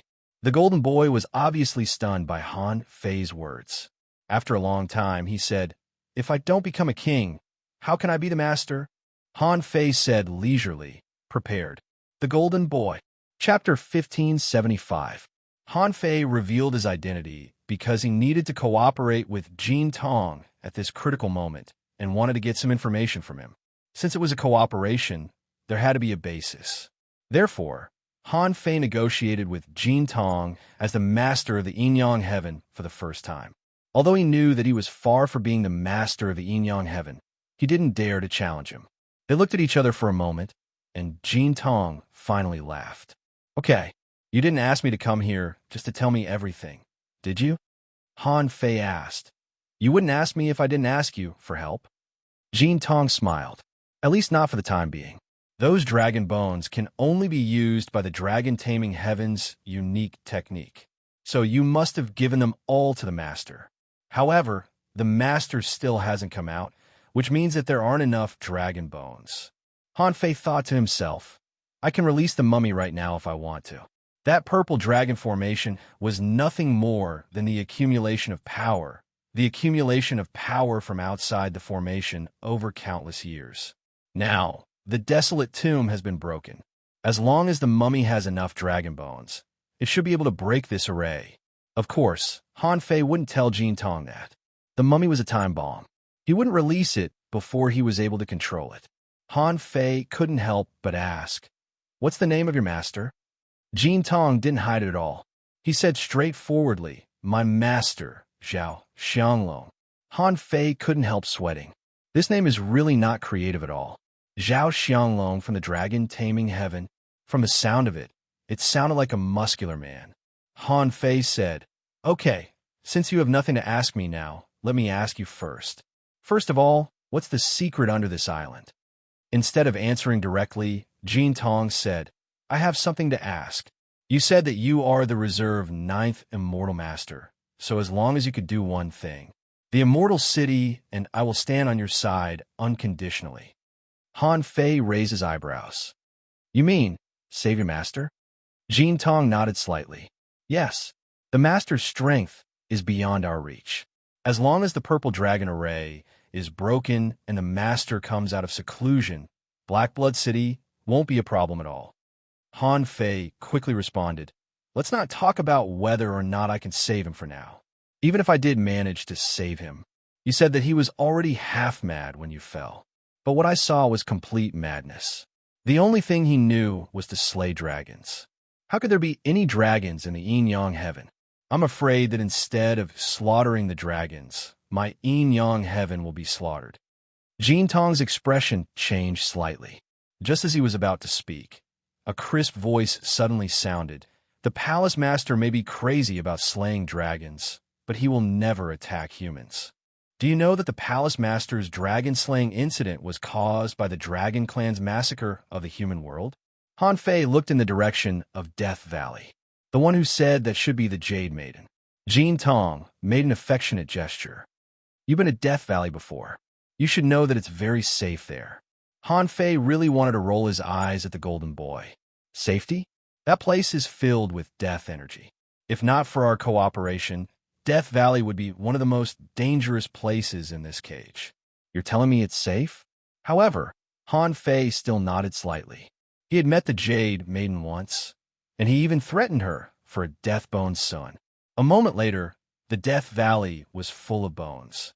Seeing the golden bones, Han Fei couldn't help but point at them and ask, Is this the indestructible golden body? Jin Tong said the golden bones and the indestructible golden body are two different things. The golden bones are just a special body tempering method. There are many people in the dragon-slaying heaven who can practice golden bones. Han Fei nodded slightly, and then he nodded at the indifferent woman and said, I can't do my best to save your palace master just because of what you said. Besides, even though I'm quite confident, I'm only at the mid-level venerable realm. You want me to touch the purple dragon array? Do you think I can even move? Jin Tong nodded slightly. Although you're very good at arrays, as you said, your level is still low. So, we need you to promise us. The Jade Maiden continued. We need you to swear to the great Tao that you must find a way to break the purple dragon array in 1,000 years, whether you become a king or not. If you're the reserved deity master of the ninth immortal palace, 1,000 years is not a short time. Jin Tong continued, "You're extremely talented. We've seen that for a long time. Just like my master, anyone who can become the master of a palace must be extremely talented and powerful. You're already on the path to becoming a king. If someone can save my master, the Jade Maiden, and I can protect you." Seeing that Jin Tong and the Jade Maiden agreed, Han Fei immediately said, "Wait a minute, you want me to save him? But what I'm worried about is not whether I can save him or not. What I'm worried about is how you can guarantee that he won't do anything to harm the Yin Yang heaven." Jin Tong and the Jade Maiden looked at each other. In the end, Jin Tong nodded slightly, and the Jade Maiden said, "That's one of the reasons why we chose you. In fact, there are still 2 parts of the dragon body in this cage." Huh? Although Han Fei knew what the Jade Maiden wanted to say, he was still slightly taken aback. She said, "When we entered this cage, my master found that the seal of this cage was too extraordinary. Without special means, we could only enter but not get out. We followed our master to slaughter the dragon, roamed the entire cage, and finally killed it. To punish the cruelty of the dragon clan, the palace master sealed the dragon's head and tail in 2 extremely dangerous places in this cage. He sealed part of the dragon's soul in them and tortured it every day. Finally, his soul was completely strangled in the dangerous places." Han Fei's blood froze as he listened. Indeed, it was exactly as he saw. Zhao Xianglong obviously hated the Azure Dragon to the core. He had killed the Azure Dragon, but he didn't want it to die in vain, so he had to torture it. Now, part of the dragon had escaped, but he was suppressed in the grassland, unable to get out for 10,000 years. However, Han Fei pretended to be stunned for a moment and quickly asked, "Which 2 places?" Jin Tong said, "You've already been to one of them. It's under the grassland where my master is. You should have seen a grave on the grassland, right?" Han Fei nodded. "I've been there." Jin Tong and the Jade Maiden looked at each other in surprise. They didn't expect that Han Fei could come out safely after facing the palace master. Jin Tong continued, "In the depths of the grave, there's an underground abyss where the dragon's tail is suppressed." Han Fei was surprised. "The dragon's tail is here?" Jin Tong said, "Because the abyss under the grassland is an extremely dangerous place. That's the place where life and death meet. The reason why my master was able to use the forbidden technique and find the mist of immortality was because of the existence of that place." Good. Han Fei swallowed. That's F***king right. He knew that the nautical panorama wouldn't make a mistake. Since it pointed out that there was something wrong with the grassland, there must be something wrong. Han Fei couldn't help but ask, "What about the other place?" Jin Tong said, "The other place is in the Forest of Horrors. There's an abyss in the Forest of Horrors that is exactly the same as the abyss under the grassland. As for the specific location, it's in the deepest part of the Forest of Horrors." Han Fei rolled his eyes at the 2 of them and said, "You too. Do you really think I'm too old to live? I can enter the grassland where your palace master is. I can also enter the desolate grave. However, it doesn't mean that I can go to the abyss. Your palace master eats dragons. Is there anything he can't eat? Also, for the Forest of Horrors to be one of the 4 major factions of the Cage of Horrors, there must be a fake king among them, right?" The Jade Maiden looked at Han Fei. "Since you're the 9th immortal master, once you become a king, even if you reach the peak level of the Venerable Realm, who can be your match in the Prison of Horrors? After all, you are now strong enough to fight a peak-level Venerable head-on, aren't you?" Han Fei was speechless. He felt that he had dug a hole for himself. Han Fei smiled bitterly. "Do you really believe that I can reach the peak level of the Venerable Realm from the intermediate Venerable Realm within 1,000 years?" The Jade Maiden and Jin Tong both nodded. Han Fei found this scene a bit absurd. The Jade Maiden explained, "Don't forget, when was the first time I saw you?" Han Fei was speechless this time. He couldn't refute the Jade Maiden's question. When he met her for the first time, he was only a junior explorer. Han Fei couldn't help but say, "At that time, I hid my strength." The Jade Maiden replied, "Not much." Han Fei, Before Han Fei could refute, the Jade Maiden continued, "We think highly of you. As you said, if you are the immortal master of the Yin-Yang heaven, not the Waterwood heaven, you can't be from the Waterwood heaven. If that's the case, your growth should be even faster." Han Fei asked why. The Jin Tong said in a childish voice, "Because the Yin-Yang technique is weird. The Yin-Yang heaven once fought the Grand Pure Realm and the Wuji realm head-on, without being defeated." Wow. Han Fei took a breath and said, "You mean the first immortal palace and the third immortal palace?" Han Fei remembered what his mother told him. The Grand Pure Realm and the Wuji realm were clear enemies. Their immortal palaces were ranked first and third respectively, so they couldn't be weak. There was no ranking in the 36 towns. There were differences in the 36 towns. In order to distinguish the strong from the weak, the villages even held resource competitions. How could there be no ranking in the 36 heavens? Hearing the Jin Tong and the Jade Maiden's words, Han Fei thought of something. "So, do you mean that I can use the dragon head and the dragon tail to lure your palace master out of the Yin-Yang heaven?" The Jade Maiden nodded.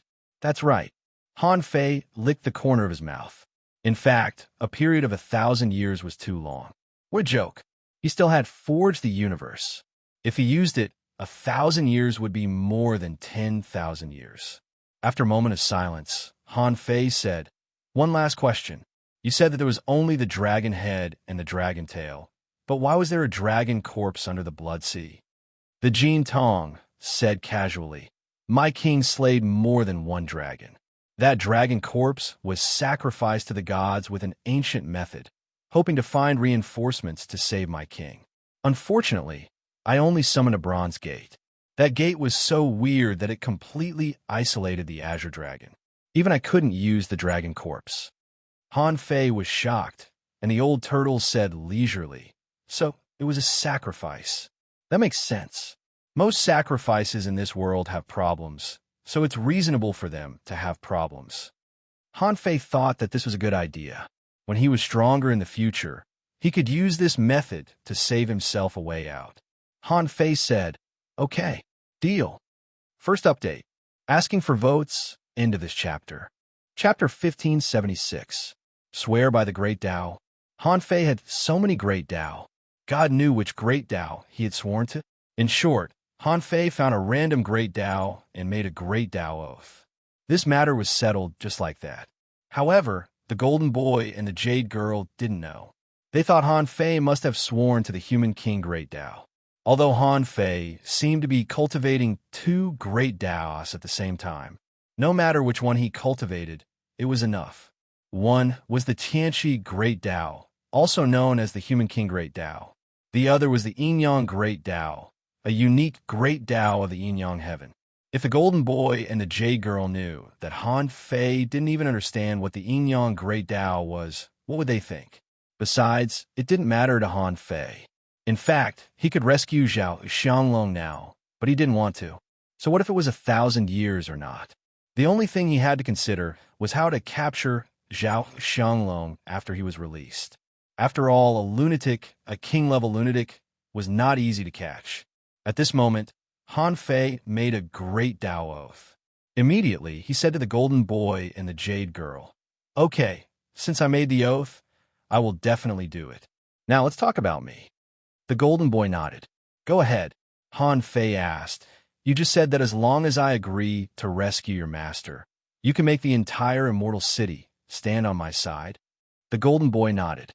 "Of course. Except for my master, sea demons are the enemy of all races. In terms of dealing with sea demons, all races in the world have the same goal." Han Fei's eyes became fierce. "Okay, in this case, I'm going to fight a big battle, a shocking battle that will make the black killer snail king's scalp tingle." When Han Fei became the supreme commander of the Scattered Stars Island and saw countless people die in the battle, his heart had become hard and ruthless. He could sympathize with an ordinary person on the roadside, but he would not hesitate at all when facing a war, even if this war required countless people to be sacrificed. As the saying went, a general success was achieved by 10,000 people. Han Fei dared to fight in the Battle of the Scattered Stars Island, so he dared to fight in the Immortal City. In essence, there was no difference between the two. Half a day later, Han Fei left quietly and returned quietly. Everyone thought that Han Fei didn't do anything on Firestone Island, but they didn't know how much Han Fei had experienced in the past 2 days. Buzz! On the night after the confrontation with Chao Xian, only half a day had passed since the morning. Han Fei scanned the area and immediately found a big bald head. Who else could it be but Huang Meng? At this moment, there were only a few people surrounding Huang Meng. Longxi and Chun, you were the first to follow Han Fei to the Immortal City. Although at that time, they just wanted to keep an eye on Han Fei, but this was their advantage. The three of them formed a natural team. However, Wang Yi's appearance made Han Fei frown slightly. He was quite unhappy. At this moment, Wang Yi was drinking with Huang Meng and the others. As he drank, he said, "Meng, everyone else is imprisoned on Firestone Island, and only you can go out. What are you doing here? Heh, you wouldn't be a relative of Marshal Han, right?" Huang Meng chuckled and scratched his head. "Master Crane, you don't have to ask. This I really can't say. Marshal Han specially told me." Hearing this, the corners of Han Fei's mouth curled up slightly. The next moment, Han Fei scanned all the venerables on the island, including Yi Qian. Han Fei said, "Everyone, come here." Most of these venerables were consolidating their strength. After all, their foundation had just been repaired. At this moment, as Han Fei shouted, everyone opened their eyes and quickly gathered. In a marshal's mansion, Han Fei sat high, and everyone stood. Han Fei sat in the seat of honor, with a table in front of him, on which some random lines and marks were drawn on the fish skin map. Han Fei raised his head and looked at Huang Meng with a serious expression. "Huang Meng, how did it go?" Huang Meng hurriedly stepped forward and shouted, "Marshal Han, it's done." Han Fei nodded. "That's good." Everyone looked at Huang Meng, wondering what kind of task did Han Fei arrange for this kid, especially Lu Yuntian, Wang He, and the others. They were advanced venerables and intermediate venerables, but none of them was put in an important position. From a most intuitive feeling, everyone's heart was definitely not comfortable. However, Han Fei didn't notice it at all. He suddenly stood up. "Everyone, pay attention. After half an hour, follow me to attack the sea demons." There was an uproar in the field, and everyone was dumbfounded. "What's going on? Attack the sea demons? We haven't even rested for a month on the Firestone Island. In the morning, Chao Xian just came to challenge us, and now we're going out to fight?" Han Fei glanced at everyone. "For the war, I will create the best conditions for you and strike the enemy most accurately. However, I only have one requirement, and that is to follow my instructions. If anyone disobeys, I will let him know the price. Now, don't ask anything and don't say anything. In this battle, it's just me and you. In this battle, let's set a small goal. Kill 5 venerables." Wow, everyone looked at Han Fei in a daze. Damn, is this a joke? When did killing venerables become so easy? Kill 5 venerables at once? You've been exposed. How can you kill them? How confident do you have to be? Immediately, someone said, "General Han, don't we need to prepare anything?" Han Fei said coldly, "What's there to prepare? This was a battle they were certain to win. Now, I don't want to hear any questions from you.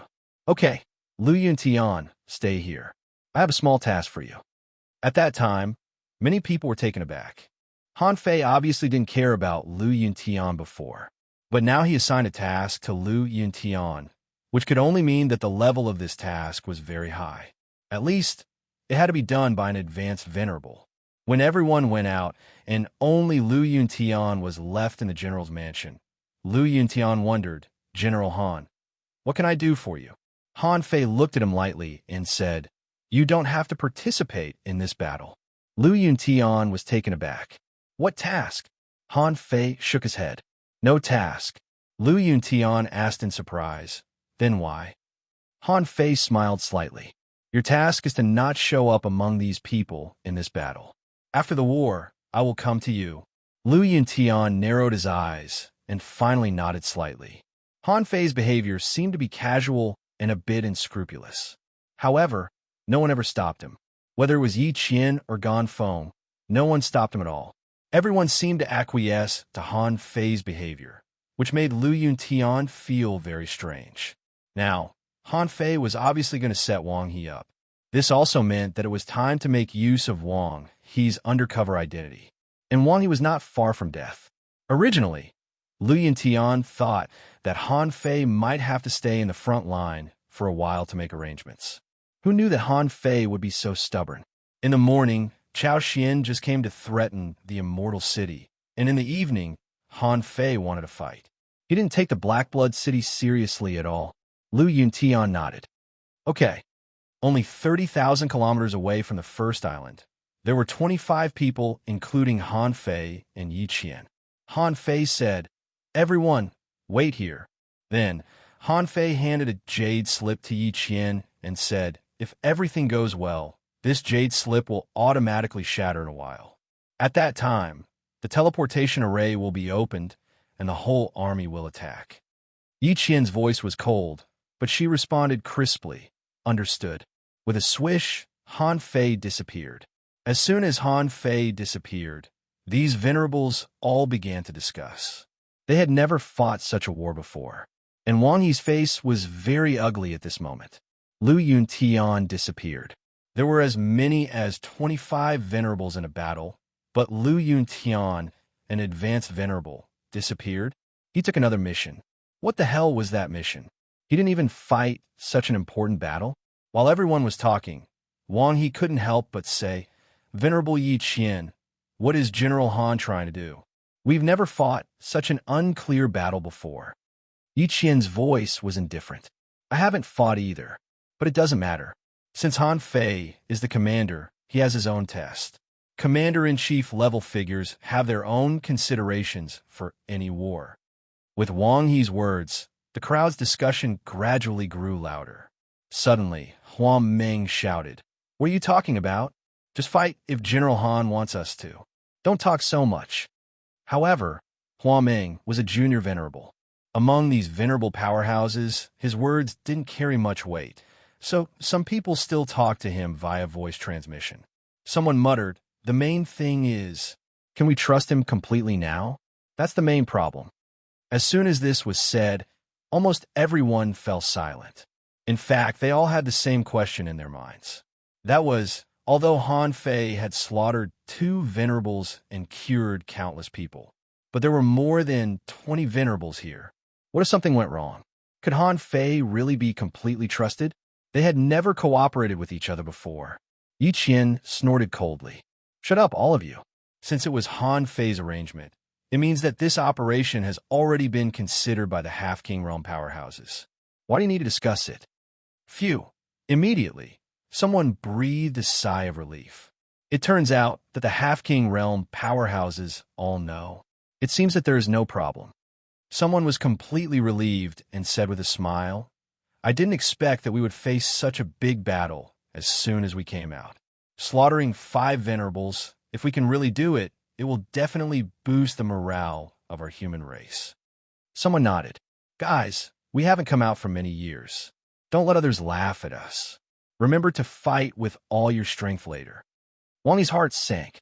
It seemed that Han Fei's action was supported by others. He could probably guess that with Han Fei's arrogant character, he would only inform the people who should be informed. That was to say, the Half-King Realm powerhouses and peak stage venerables, because these people were powerful enough to hold the hands of others. And beginner venerables and middle-level venerables like them were just war machines in Han Fei's eyes. At this moment, Wang He wondered, what did Lu Yuntian do? What did Lu Yuntian do? While Wang He and the others were waiting, Han Fei had quietly crossed the first island. In pure black, he mixed in the dark bottom of the sea and slowly swam to the outer sea outside the island. Second update. Asking for votes. End of this chapter. Chapter 1577. Han Fei had never been the kind of person who would delay or avoid something. The Black Killer Snail King's reaction speed was extremely fast. After Han Fei announced his name, Chao Xian came the next day. By declaring war, the Black Killer Snail King wanted to confirm Han Fei's identity and see the attitude of the Immortal City. As it turned out, The Immortal City's attitude suddenly changed, even though they knew a big battle was coming. Han Fei had reason to believe that the Black Blood City wasn't stable at this moment. With the Black Killer Snail King's cautious character, there would definitely be some delay. In a deserted place, Han Fei used the 9-Palace Destiny Ruler to make a divination for today's operation. In the end, the 9-Palace Destiny Ruler fell on the peace hexagram. Han Fei didn't understand the divination at all. Was this operation going to be fruitless? No. Han Fei directly denied this answer. He had discussed with Jin Tong. With so many venerables attacking, how could they fail? So, this ping hexagram was referring to the possibility that he would only gain mediocre benefits from this battle. Han Fei threw a wisp of chaotic energy into the 9-Palace Destiny Ruler and turned the fortune hexagram to the good hexagram. As for the good luck hexagram, Han Fei thought, maybe I'll have to consume another 4 or 5 wisps of chaotic energy. And for this battle, I don't need good luck. Otherwise, if the sea demons don't dare to fight anymore, I'll suffer a loss. Half an hour later, Han Fei was 200,000 kilometers deep into the front line of the Immortal City. From here on, it was already a place for explorers to cultivate, because there was a fundamental difference between the Venerable Realm and the Explorer Realm. It would take an explorer some time to cross hundreds of thousands of kilometers of the sea, but the Venerable Realm was different. Their speed was several times that of the Explorer Realm. Therefore, they would usually cultivate in places further away. Han Fei asked, Old Yuan, how many venerables are there? The old turtle said, a peak-level advanced venerable is guarding the front line. This was very reasonable, leaving a supremacy to guard the front line. Even if a peak-level venerable comes, it's impossible to kill an advanced peak-level venerable in an instant. Even a demi-king may not be able to do that. So, you may have to go deeper into the Siren's base camp. Han Fei nodded slightly. Tonight's sneak attack was to annoy the Black Killer Snail King. However, a peak-level venerable couldn't satisfy his appetite at all. In any case, he had brought 25 of them. If they were only doing this to hunt a mere top-grade advanced venerable one, it was a little outrageous. However, Han Fei didn't give up this place. He quietly touched the ground and laid down a formation, waiting to be activated at any time. No matter what, the top-grade advanced venerable one would not be able to escape tonight. He must die. Another hour passed. Han Fei searched for another 200,000 kilometers and finally found a small city of sea demons. However, this city was built in the middle of a mountain. The Sirens hollowed out the mountain and built a large city with many people living in it. Han Fei saw a lot of semi-venerables cultivating here with his black fog body. Of course, Han Fei wasn't looking for those sea demon experts who weren't at the venerable level. What Han Fei was looking for were venerables. Old Yuan easily identified the venerables in this mountain range with the perception of an Emperor Realm cultivator. He said, there is 1 peak-level advanced venerable, 2 mid-level venerables, and 4 low-level venerables. There are 7 people in total. But don't attack blindly, because I can sense that there are more mountains like this. There is another one, just a few thousand kilometers away. Han Fei grinned. Then let's go and have a look. Han Fei was no longer the explorer he used to be. Little Black and Little White had also reached the Explorer Realm. The Gemini Divine technique was not so easy to detect. After a moment, the old turtle said, in this city, there is 1 peak-level venerable, 3 mid-level venerables, and 4 low-level venerables. There is another one 6,000 kilometers away.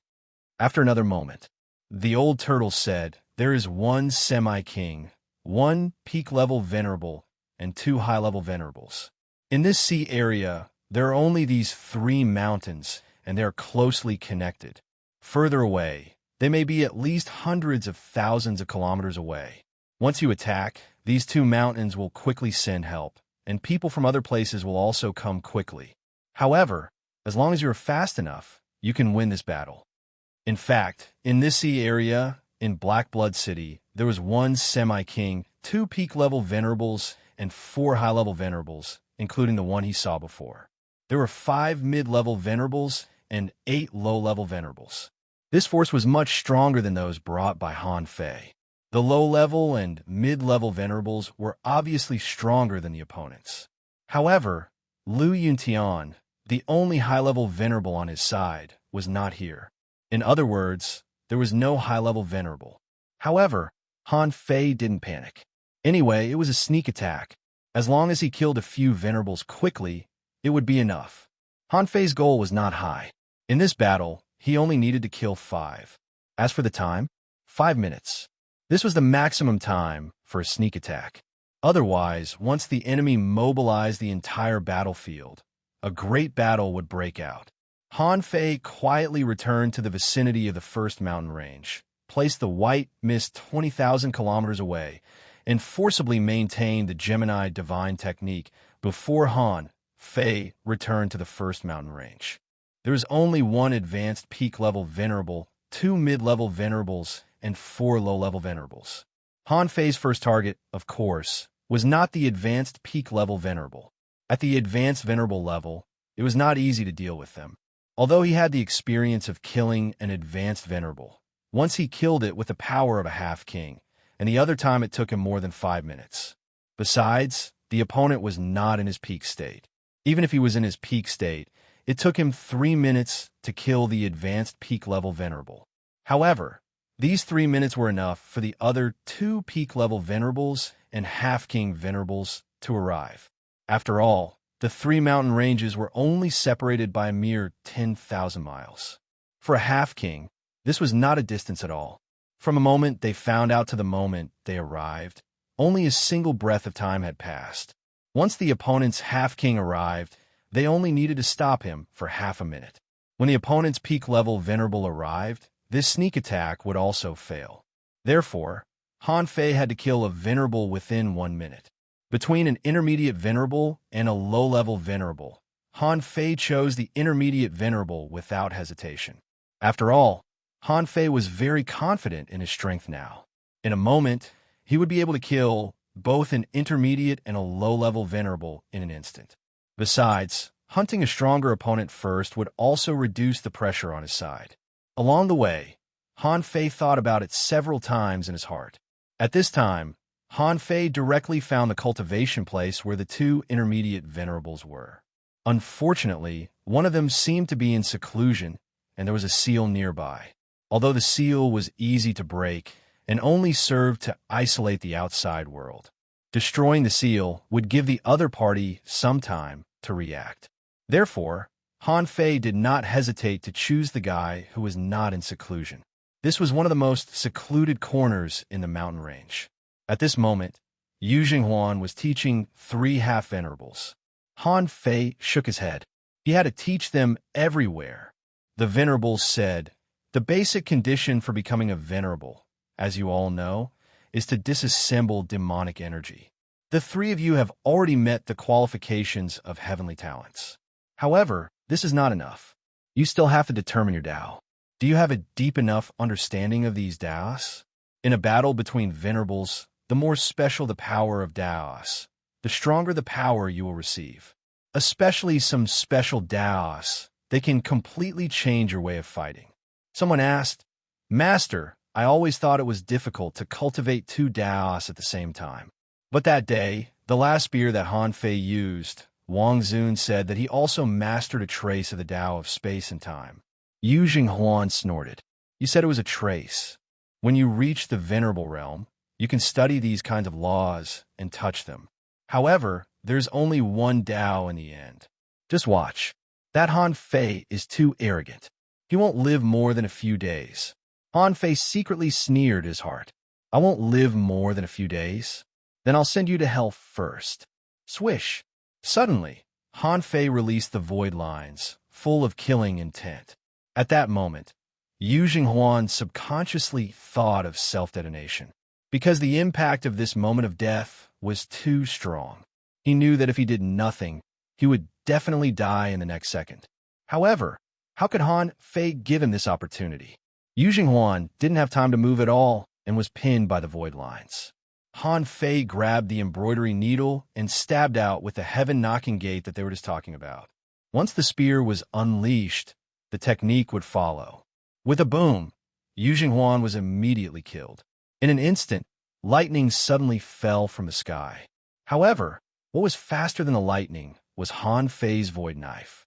Since Yu Jinghuan said that the demonic energy of these three people had reached 70%, they must be seeded players in the venerable realm. At this moment, of course, he had to kill them first. At this moment, Han Fei came prepared and was in his strongest state. In Forge the Universe, he had already changed the heavenly opening great path for himself. At this moment, he was a super strong master who could shake a peak-level venerable. A mere semi-venerable, in Han Fei's hands, was chopped up like a piece of paper.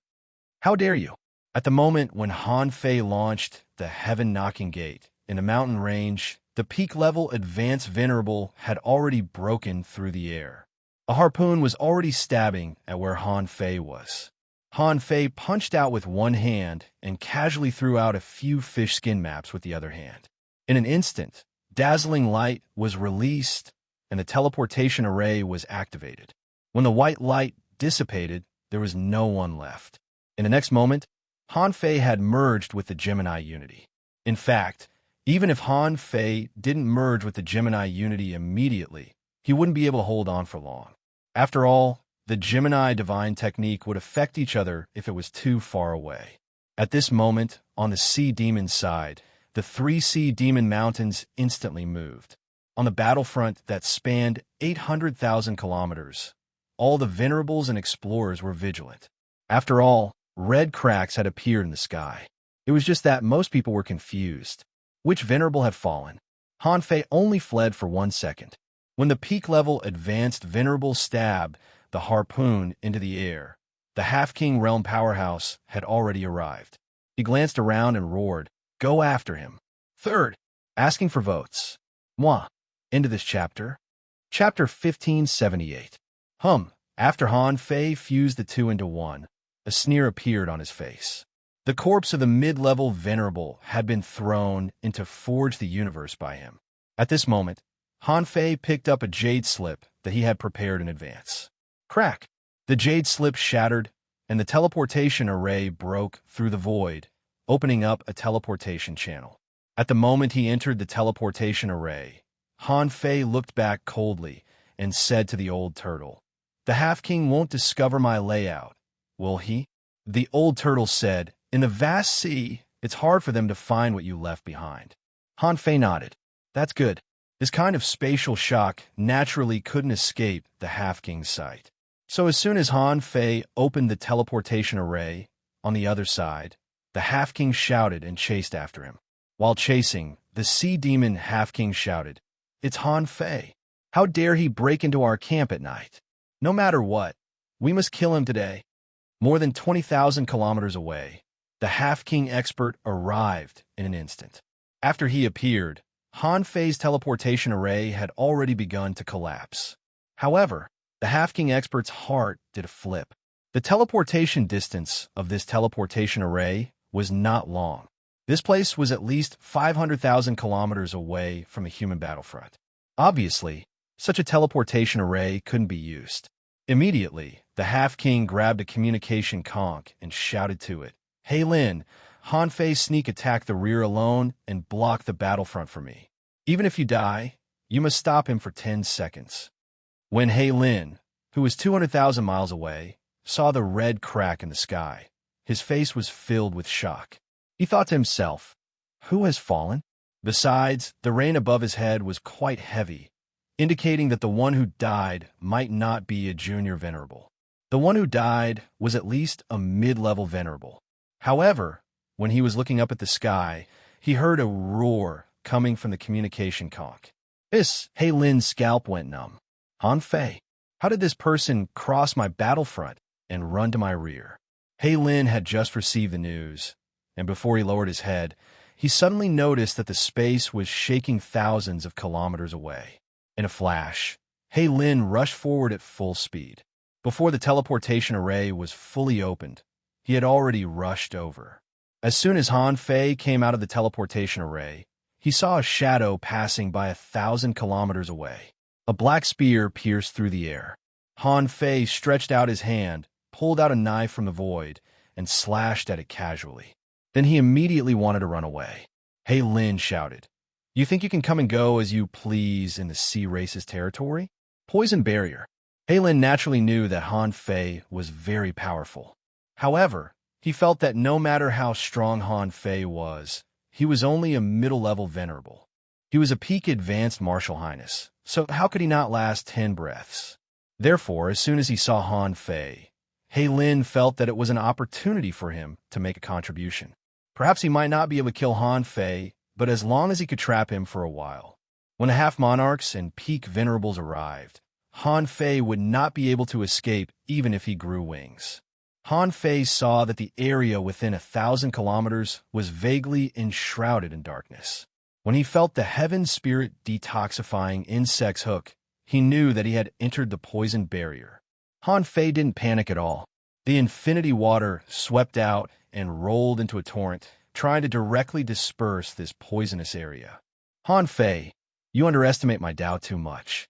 How can an invisible poison be detoxified by something tangible?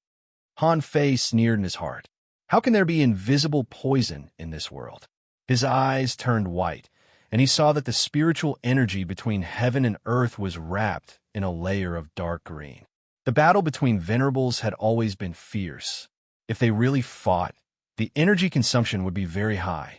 The spiritual energy and energy stored in the void were the most fundamental guarantee for the venerables to continue fighting. Now that the spiritual energy within this range was polluted, Han Fei could certainly use the star teleportation technique to leave as soon as possible.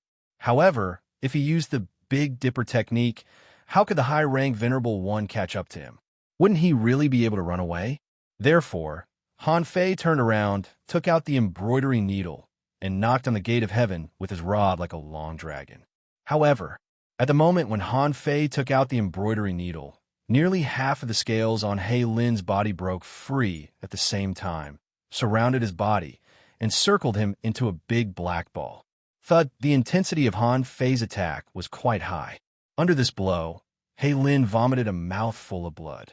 Under Han Fei's blow, thousands of scales were shattered. Normally, He Lin wouldn't fight with someone like Han Fei, because Han Fei was too terrifying. But today was different. After experiencing Han Fei's attack, He Lin felt that under such an attack, not to mention 10 minutes, he could even hold on for 100 minutes. Bam! Bam! Bam! Han Fei was also in a hurry. At this time, one golden fist mark after another, 100 invincible fist marks in a row blasted He Lin out of the poison barrier step by step. But He Lin braced himself and continued to move forward, shouting, "Poison thirst." Han Fei only felt that there were poisonous things trying to invade his blood, bones, flesh, and blood. Under Han Fei's feet, there was a series of arrays. While a pure water ball wrapped around him, the water ball constantly absorbed water essence and condensed into a barrier to ensure that these poisonous things couldn't penetrate in the first place. At this time, almost 10 minutes had passed. After another minute, Han Fei suddenly burst the water ball, shaking off the venom. But at this time, the seawater had become colorful. He Lin laughed.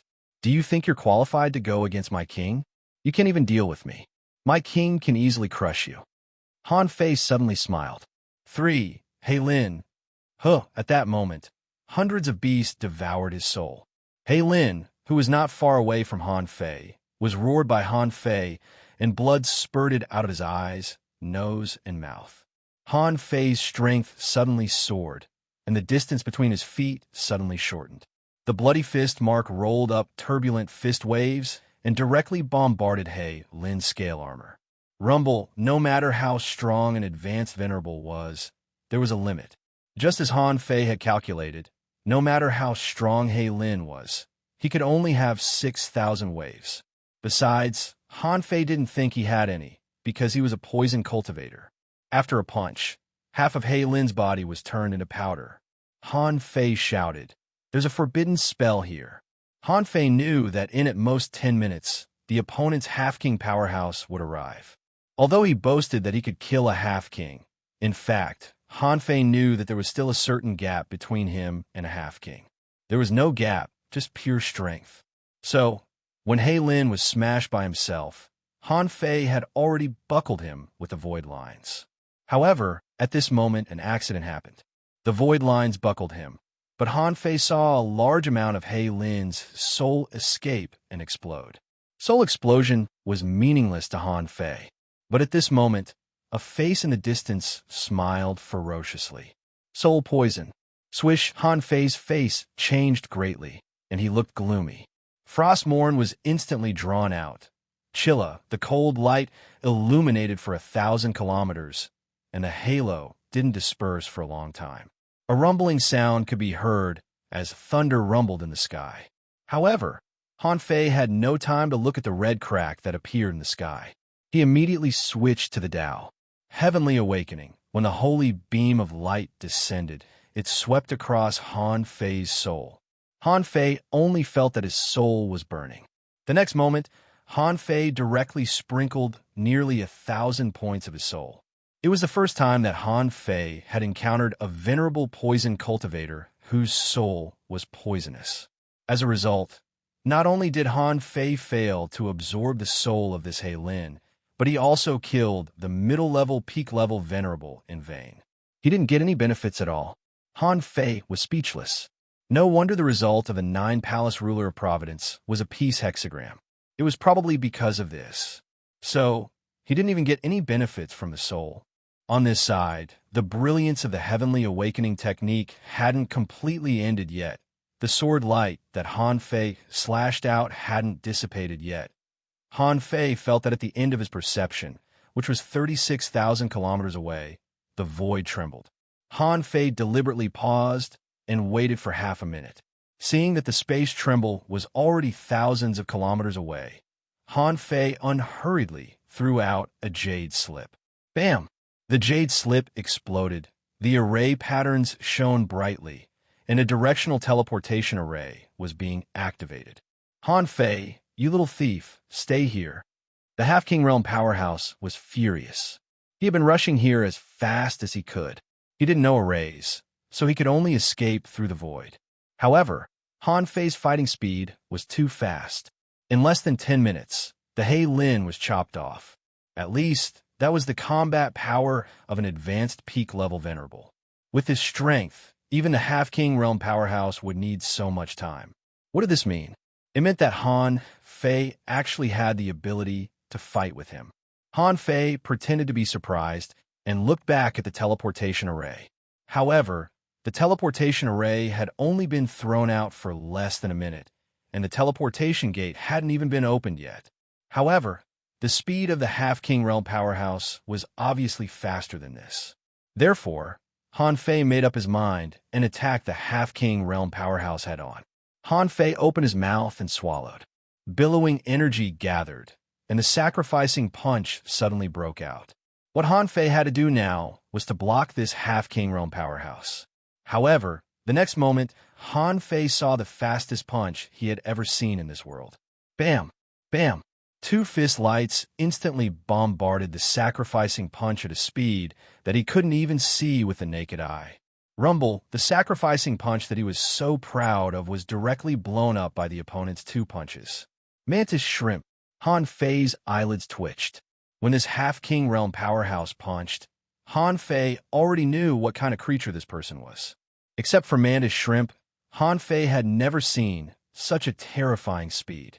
A strange sound wave swept for more than 3,000 kilometers, and the teleportation array behind Han Fei collapsed directly. This was a Half-King Realm powerhouse. Han Fei claimed that he could kill a Half-King Realm powerhouse. However, the 2 sides were thousands of kilometers apart, but in an instant, the gap between them appeared. Asking for votes, end of this chapter. Chapter 1579. Han Fei had to admit that although there were thousands of great Daos in this world, in his eyes, there was nothing special about the power of great Daos of these people in real combat. However, just because they were not special didn't mean they were not powerful. For example, the power of great Daos of this Half-Shrimp King happened to be strength. Yes, what the Mantis Shrimp was proud of was not the speed of his punching. That was just his instinct. Nor was it his movement speed. Mantis Shrimp didn't run fast. However, this guy's power of great Daos gave him strength several times beyond that of a normal half-shrimp king, although strength couldn't determine the outcome of battle. After all, every venerable had their own great Daos. However, the venerables who embarked on the great Daos of strength were still very terrifying. Therefore, when Han Fei fought with this person for the second time, he found that this person's punch actually shook his internal organs and made him bleed from his eyes, nose, mouth. At this moment, Han Fei felt the horror of strength. At the same time, the Mantis Shrimp King was even more shocked. He knew that Han Fei would be very strong, but he didn't think that Han Fei would be strong enough to compete with his strength head-on. But Han Fei actually took it head-on. If it were an ordinary person, even a peak-level venerable, half of his body would have been blown up by his punch. Therefore, the Sea Demon Half-King made up his mind to kill Han Fei this time. If he let such a terrifying figure go, the consequences would be unimaginable. An intermediate venerable could fight with him. If he reached the advanced venerable realm, wouldn't he be invincible? While Han Fei was not his opponent yet, he had to kill him quickly. After a round of confrontation, Han Fei wisely stopped fighting with this person. Although, theoretically speaking, he could actually contend against this person if he were to stack up his strength by 3 times. However, after the official battle, Han Fei found that the source of his strength seemed to be a little weak. It was not weak, but the power of creating something out of nothing seemed to be limited by some kind of rule, so it seemed to be a little weak. This was the first time that Han Fei had discovered this problem. Han Fei thought to himself, I have to find a way to study this green jade stone bridge after I go back this time.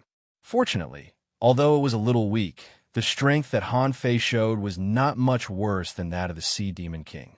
Plus, Han Fei was good at speed, so for a while, the two actually fought back and forth. In a single breath, the two of them had exchanged more than 20 blows. The speed of the exchange didn't seem to be very fast, but the strength of both sides was too strong. 3 seconds later, blood spurted from the corner of his mouth. Even with the art of invincibility, Han Fei was still struggling. 5 seconds later, Han Fei was shocked. His Tao of creating something from nothing couldn't hold on any longer. This was too fast. He had never felt this way before. In just 5 breaths of time, his great Tao enhancement was actually about to be scattered. The Mantis Shrimp Half-King laughed. Ha ha ha, kid. I have to admit that you are indeed a peerless heavenly talent. You have even cultivated the indestructible golden body. Unfortunately, in the face of absolute power, all methods are useless. Han Fei sneered. Guess which side will arrive first? The Mantis Shrimp Half-King sneered. I forgot to tell you, there's a teleportation array behind the sea demons. Han Fei was shocked. At the moment when the Mantis Shrimp Half-King sneered, the space trembled. The enemy's 2 peak-level venerables had already appeared. From a moment he killed the man, escaped, killed He Lin, and fought the half-step monarch, it had taken a total of 17 breaths of time. In just 17 seconds, the enemy's peak-level venerable arrived. Han Fei's eyelids twitched a few times. This was 13 seconds earlier than he expected. He had to admit that the sea demon's reaction speed was too fast. With such a reaction speed, they wanted to launch a sneak attack. Sure enough, it was a very difficult thing to do. Ding, ding, ding. At the moment when the void shook, a melody was playing in the sky, and the shadows of mountains and rivers appeared. A young voice could be heard. See, didn't I tell you? They're much faster than you think, and their reactions are even faster. In the shadows of mountains and rivers, the Mantis Shrimp Half-King was shocked and shouted, Immortal Golden Boy? The king doesn't participate in the battle, and now you are breaking the rules. Do you really want to fight the Immortal City? The Golden Boy smiled slightly. You are still in the Venerable Realm. How can you be called a king? You are just a half-king. Why can't you participate in the battle? The Golden Boy walked out and crossed his fists. 2 shadows of azure dragons spurted out from his fists. Seeing this fighting style, the corner of Han Fei's mouth twitched. Even the shadows of the dragons are flying in the air. It seems that this taming dragon, Heavenly King, used to worship the dragon race to a certain extent. But in the next moment, Han Fei saw that the golden boy suddenly held a knife in his hand. One black, the other golden. The two knives slashed, and the sky changed color. Accompanied by a vast expanse of gray mist, it charged toward the two vibrating voids. Bam! Bam! Bam! Bam! As soon as the two peak-level venerables came out, they saw a terrifying knife, light coming at them with layers of mist. However, the mantis shrimp half-king had already blocked in front of them and punched 4 times in a row, blowing up the two azure dragons. With a flick of his tail, his real body appeared and took the blow from the golden boy. However, a part of his tail was also cut off. Humph! Immortal golden boy, do you really think you can compare with my king? Today, let me see just how strong you have become in these past few years. You too kill Han Fei. The golden boy looked at Han Fei and then at the mantis shrimp, smiling faintly. Trinity of strength, why don't you wait for it? I'll let you two come together. The others may not come for a while. The corners of Han Fei's mouth curled up, and he retreated quickly. At the moment he retreated, he stepped on the ground, and a teleportation array began to appear. When the lines of the array began to condense, the two peak-level venerables thought that Han Fei was going to run away, so they quickly took action and prepared to intercept him. In fact, when they reached the peak-level venerable realm, they also understood that although a false king could also become a king, after all, he was only a little stronger than a half-king. Although they didn't pass the king's tribulation, they gained some power, which made them stronger than a half-king. However, could a false monarch really be able to defeat multiple half-monarchs? That was unlikely. After all, a false king was not a real king, and the power of a false king was limited. Even if the two half-kings were no match for him, they were enough to deal with the golden boy for a while. But the corners of Han Fei's mouth curled up. Within 1,000 kilometers, blades rose, and the infinity water mixed in, blocking the way of the two. Han Fei grabbed the void, pulled out a space crack, turned it into a knife, and slashed at one of them. Then he launched a sacrificing punch, blocking the way of the two peak-level venerables. Han Fei was still no match for a half-king. However, Han Fei was really not afraid of a peak-level venerable. Among the two peak-level venerables, one was extremely fast, and wherever he passed, the void was twisted, just like Du Jiangliu's twisted space. The other's body began to crystallize and gradually turn into a kind of amethyst. However, at this time, the mantis shrimp's theory was verified. In the face of absolute power, no matter how many tricks one had, it was useless. In the face of absolute power, the man who turned into an amethyst was blown back by Han Fei's punch. The extremely fast guy blocked Han Fei's knife-drawing technique with a twisted space. However, Han Fei's law of gravity descended. At this moment, Han Fei didn't need to deliberately hide the laws he had learned. Han Fei learned the law of gravity from the Black Killer Snail King, because Han Fei himself had mastered the law of gravity. Therefore, when the law of gravity fell on Han Fei, it could continue to enhance Han Fei's strength. Besides, Han Fei could control this kind of gravity at will within a certain range. Han Fei had tried this kind of thing when Du Jiangliu was a law enforcer. What was a twisted space? As long as the twisted space he was in was completely covered, he could directly cause a range attack to the other party. When the peak-level venerable was crushed by the irregular gravity, Han Fei's sacrificing punch had already blasted out.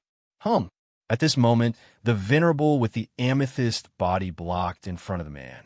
Both of them were sent flying by the shockwave. At this moment, the void was shaking, and Han Fei's teleportation array had just been completed, and the other party's people arrived one step ahead of him. Among them, there were 3 advanced venerables for intermediate venerables and 8 beginner venerables. When Han Fei saw these people, his face was full of smiles. They really came at the right time. Today, if they hadn't come, I might only be able to kill 2 sea demon venerables. But now that they were here, it was hard to say. On the other side, Yi Qian and the others who had been waiting in the rear were also agitated. Even Yi Qian, a peak-level venerable, was a little surprised. 2 cracks had already appeared in the sky. Was Han Fei going to fight them all by himself? Yi Qian knew more than others. He only knew that Jin Tong had told him to trust Han Fei unconditionally. So at this moment, he could still hold his ground. After all, he believed in Jin Tong. The two people who died must be on the sea demon's side. Someone was agitated. Grand Venerable Yi Qian, it's been almost 20 minutes since the first one died. Is General Han in trouble? Someone was uneasy. Grand Venerable Yi Qian, shall we go over directly? It's not far anyway. It shouldn't take long. Wang Yi was shocked. He hoped that Han Fei would die, but Yi Qian seemed to be more determined. Is Han Fei really so strong? He broke into the sea demon camp alone, was surrounded by so many strong masters, and killed 2 venerables in a row? Yi Qian shouted, "All of you shut up. Wait." As soon as Yi Qian finished speaking, the jade slip in his hand suddenly shattered. A teleportation array was quickly opened in front of him. Yi Qian was refreshed and immediately shouted, "Hurry up, let's go." In the battle formation, the teleportation array was opened, and Yi Qian rushed out of it. Immediately afterward, Wang He and the other 4 mid-level venerables, as well as Long Shi and the other 18 beginner venerables, all followed. 10,000 kilometers away, Jin Tong shouted, "You have 5 minutes." As soon as Yi Qian came out, he glanced at the battlefield and directly rushed to Han Fei's side. He shouted, "Can I kill one of them?" Han Fei grinned, but his answer was a dragon roar. Oh, even Jin Tong was alarmed by that roar. How could Han Fei roar? At that moment, hundreds of beasts devoured his soul. In Han Fei's chest, a wisp of chaotic energy spread out. In fact, when Han Fei attacked, the 2 peak-level venerables on the opposite side also used chaotic energy. Not only did they use it, but even Yi Qian used a wisp of inexplicable black energy. Although it wasn't chaotic energy, it shouldn't be bad. Han Fei's target was the venerable who could distort space. Compared with a pure defensive player, this kind of fancy Dao was actually easier to deal with. Yi Qian drew the bow and shot an arrow. There was no spiritual energy arrow or energy arrow, but the 2 peak-level venerables were separated by the void. A huge number of spatial cracks isolated a range of more than 300 kilometers. Han Fei was intrigued. What a powerful archery skill. With Yi Qian's help, Han Fei launched 2 sacrificing punches one after another. At that moment, Han Fei felt that his power of Dao had reached the limit. Holding Snowmorn, he gathered all his strength on the sword. With one sword, the sea was divided, and the sword chi was thousands of kilometers long. Seeing this scene, the peak-level venerable shouted in horror, "San Tong, help me." Unfortunately, the battle between venerables was very short. As soon as the peak-level venerable said that, he unwillingly used all his strength to deal with Han Fei's attack. But the next moment, he felt that his soul was also inexplicably threatened. It was the threat of death. Bam! Han Fei suddenly vomited a mouthful of blood. In desperation, the peak-level venerable detonated a huge amount of his soul and shattered 3 void lines. F*CK. Die. Pucci. Another crack appeared in the sky, and Han Fei, who had been fighting for a long time, was instantly weakened. The apocalyptic divine technique descended. Han Fei hurriedly collected and absorbed a mouthful of soul with the remaining void lines. Then he looked at the venerables who had joined the battlefield. Han Fei's face turned hideous and he roared, "You still have 10 seconds. Kill as many as you can." Second, asking for votes, end of this chapter. Chapter 1580. In fact, this was the first time that Han Fei had killed a peak-level venerable by himself. In the previous stage, in the demonic beast realm, the war god helped Han Fei completely integrate what he had learned in his life. If Han Fei's strength hadn't reached the mid-level venerable realm, it would have been extremely difficult for him to kill someone like this. It would have been extremely difficult. Although Han Fei had blown up Qinxiang with 2 punches, Qinxiang was unprepared at that time. Han Fei's attack was also unexpected. Besides, Han Fei was at his peak at that time. And just now, Han Fei fought with the half-king for a while and almost lost his strength. In the next battle, Han Fei was not in a hurry to take action. Han Fei used the void lines to absorb this person's soul while drawing a chain array under his feet. At this moment, the other venerables were fighting intensely, and no one knew what Han Fei was doing. However, there was no doubt that Han Fei was now able to kill a peak-level venerable by himself, and no one dared to underestimate Han Fei anymore. In the eyes of many people, a peak-level venerable was no different from a half-king. Han Fei's sword just tore a huge crack more than 3,800 kilometers long on the bottom of the sea. In the crack, the sword intent was awe-inspiring. The residual sword intent was not something that ordinary people could get close to. Half a year ago, Han Fei was envious of others who could create an abyssal chasm with one sword strike. But now, he didn't seem to be any weaker. The depth of this crack was almost the same as that of the abyssal chasm. Of course, in terms of length, it was much shorter than that of others. This time, the soul power that this peak-level venerable gave Han Fei was as high as 2,000 points, directly helping Han Fei to make up for the damage to his soul. This peak-level venerable sea monster was a flying fish with a giant fin. Although its body was broken at the moment, Han Fei didn't mind and stuffed it in to forge the universe. On the battlefield, Long Shi, Huang Ming, and the others were all fighting crazily at this time. It was basically 2 against 1, and even 2 groups were 3 against 1. If they couldn't kill 2 venerables, compared with Han Fei, they were much weaker. But in fact, how could a venerable kill an enemy quickly? On the one hand, most venerables didn't have as many means as Han Fei. On the other hand, they were weaker than Han Fei in terms of strength. Therefore, if they wanted to kill an enemy instantly, they had to be at an advanced or early stage. On Wang He's side, the battle between the mid-level supremacies was similarly intense. The entire seabed had been smashed into a paste. Their vision was blurry, and most of them had already entered the void. However, the void here was filled with spatial cracks. Damn it!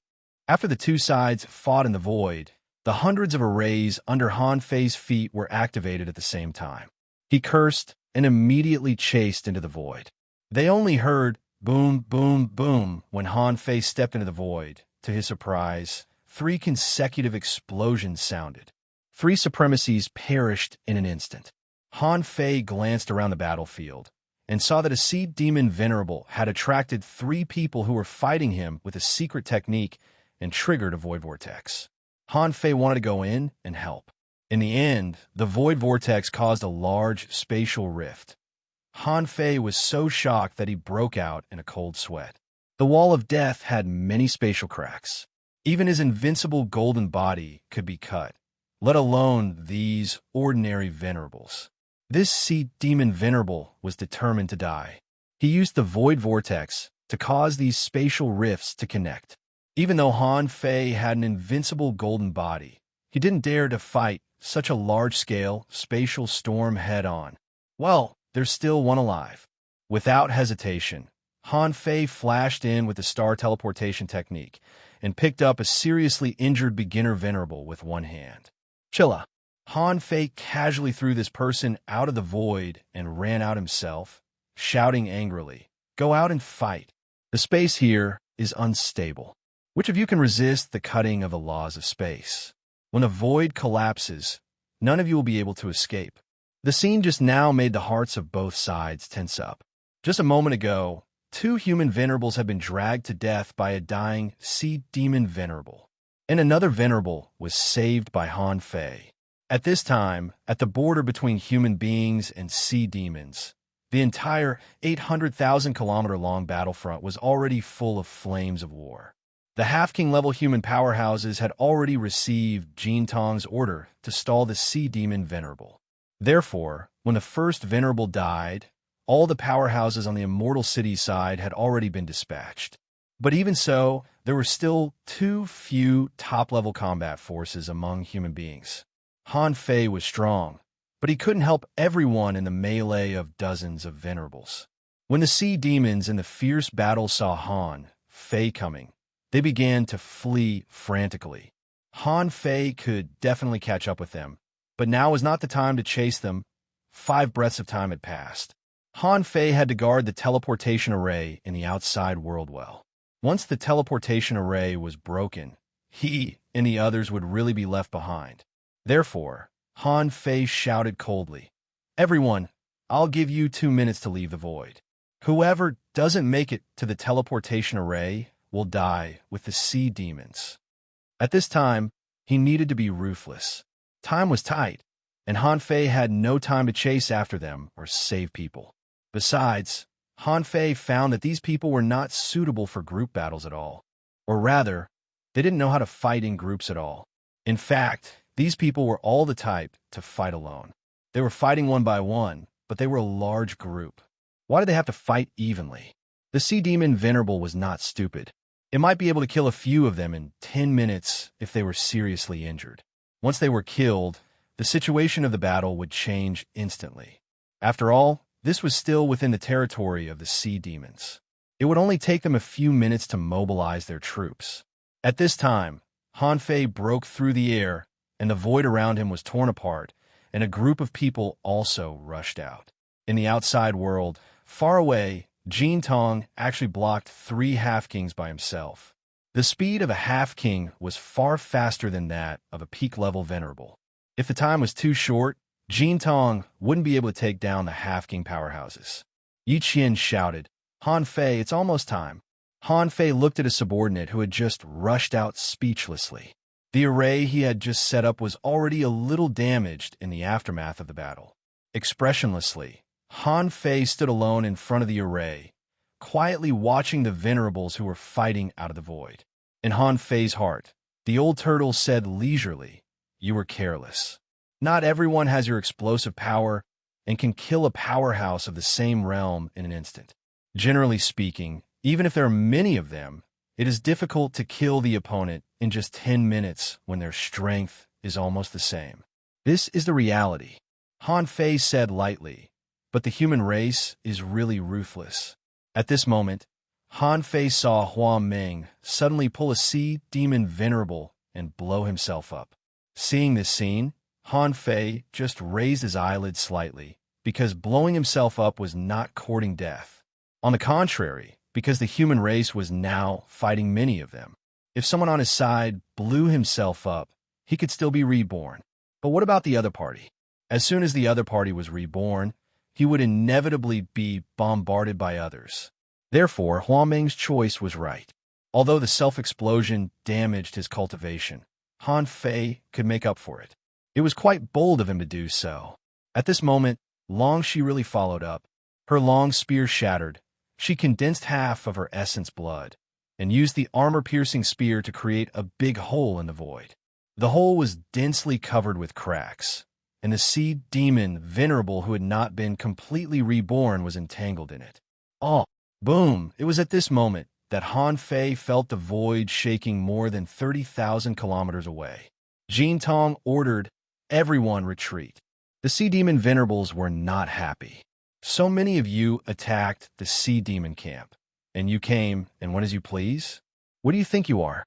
Han Fei had rushed out in an instant, stepped on the void, and pulled 9 junior venerables closer in a row. Because of Han Fei's deterrence, those junior venerables did not dare to be too aggressive. The human venerables were not weak, so in just 1 minute, almost everyone returned to the teleportation array.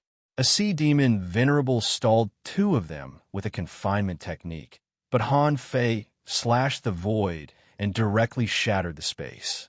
The 2 junior venerables only had time to cast a grateful look at Han Fei and quickly retreated.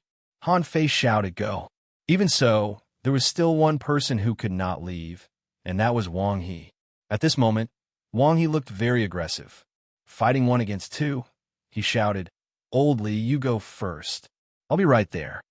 At that moment, those who didn't know what was going on might think that Wang He was going to sacrifice himself. The corners of Han Fei's mouth curled up slightly. But then he blasted out a sacrificing punch. The agility of wind and the stars moved quickly grabbed at Wang He. The sea demons had seen the scene of Han Fei killing a peak-level venerable with 1 sword strike. So when they saw Han Fei coming, their first reaction was to escape. Han Fei yelled, "I told you to go. What are you waiting for?" Han Fei came to the teleportation array with the sky and clothes. The array under his feet activated again, and he shouted, "This battle is over. Yi Qian, go."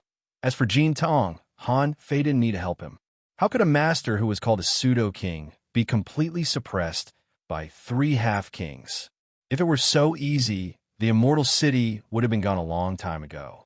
How could it last for 10,000 years? Yi Qian slashed away the peak-level amethyst venerable and returned to Han Fei in the blink of an eye. Han Fei said go. The amethyst half-venerable didn't stop her. However, the moment the 3 of them stepped into the teleportation array, he stabbed the amethyst spear in his hand at the teleportation array with all his strength. Bam! Bam! Bam! The spear stabbed to the end. Unfortunately, it failed to completely penetrate the 100-layered defense array that Han Fei had set up. Then, the second spear stabbed over and directly blew up the teleportation array. On the human front, the rear of the first island happened to be the last side of the human front. Long Shi and the others had already returned. Everyone saw that the teleportation array was unstable and a lot of space cracks were bursting out of it. Just when everyone was nervous and realized that there was something wrong with the teleportation array, a ball of light rushed out of the teleportation array. At that moment, Han Fei was covered with wounds, and Wang He was dripping with blood and didn't seem to be alive. Yi Qian, on the other hand, was completely fine. Han Fei looked at Yi Qian, only to hear Yi Qian say, "Too many venerables have died there. I have enough death energy."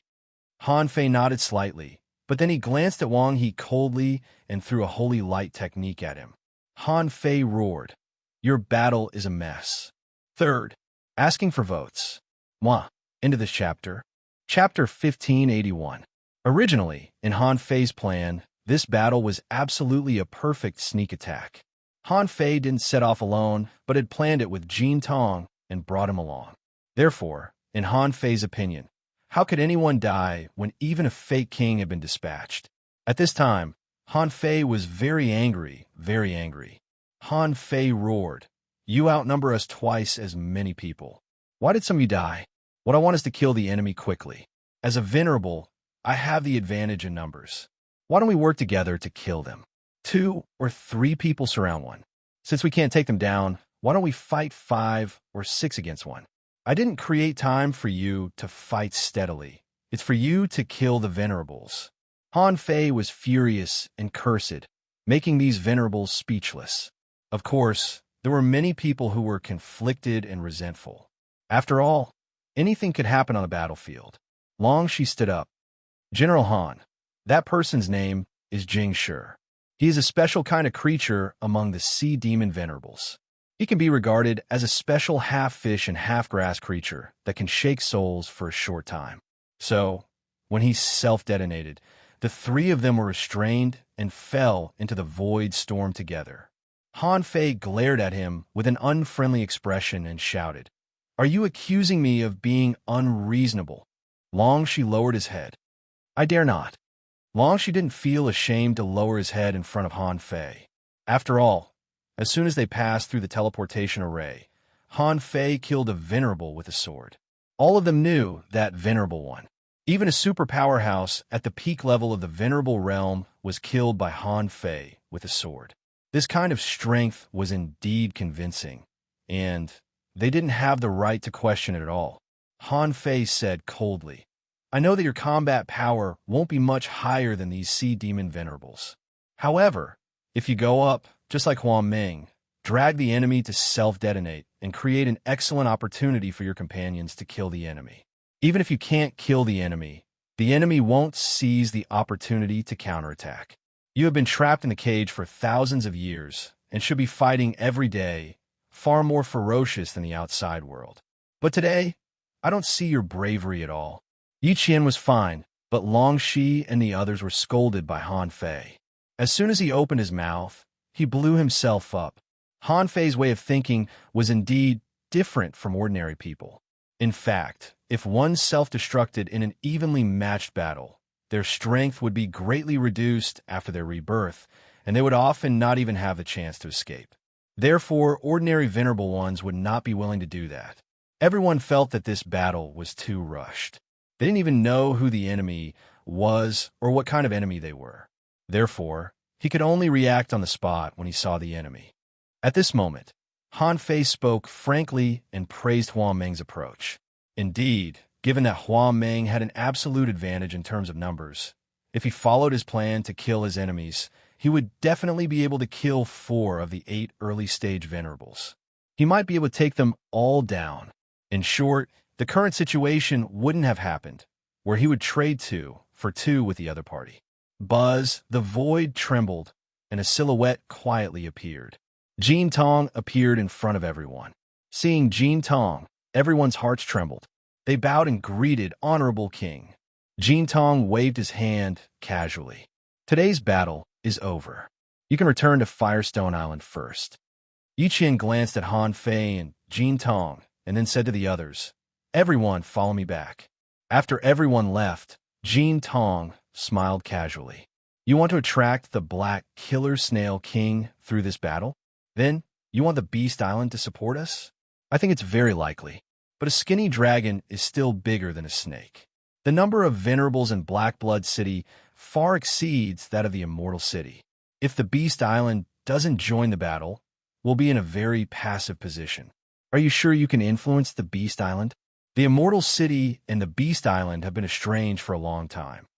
Han Fei's ferocious look disappeared in the blink of an eye. He said with a smile, "I don't think the Black Killer Snail King will come in the battle just now. He needs to put on a show first. Otherwise, a cautious man like him wouldn't take such a risk. As for the Beast Island, I trust them. The Black Killer Snail King has 2 battlefronts. He can't besiege the Immortal City with both of them." Jin Tong said, "Although I'm not sure if the Black Killer Snail King will come, he will be very fast if he wants to. Besides, your people have all been exposed tonight. Do you want them to go to the front tomorrow?" Han Fei slightly shook his head. "I have my own arrangements. Both sides must be on the highest alert for today's sneak attack. It's impossible for us to sneak attack again. If the Black Killer Snail King comes, the battle will be much easier." As he spoke, Han Fei suddenly remembered something. "Right, do you have resources like dragon tendons?"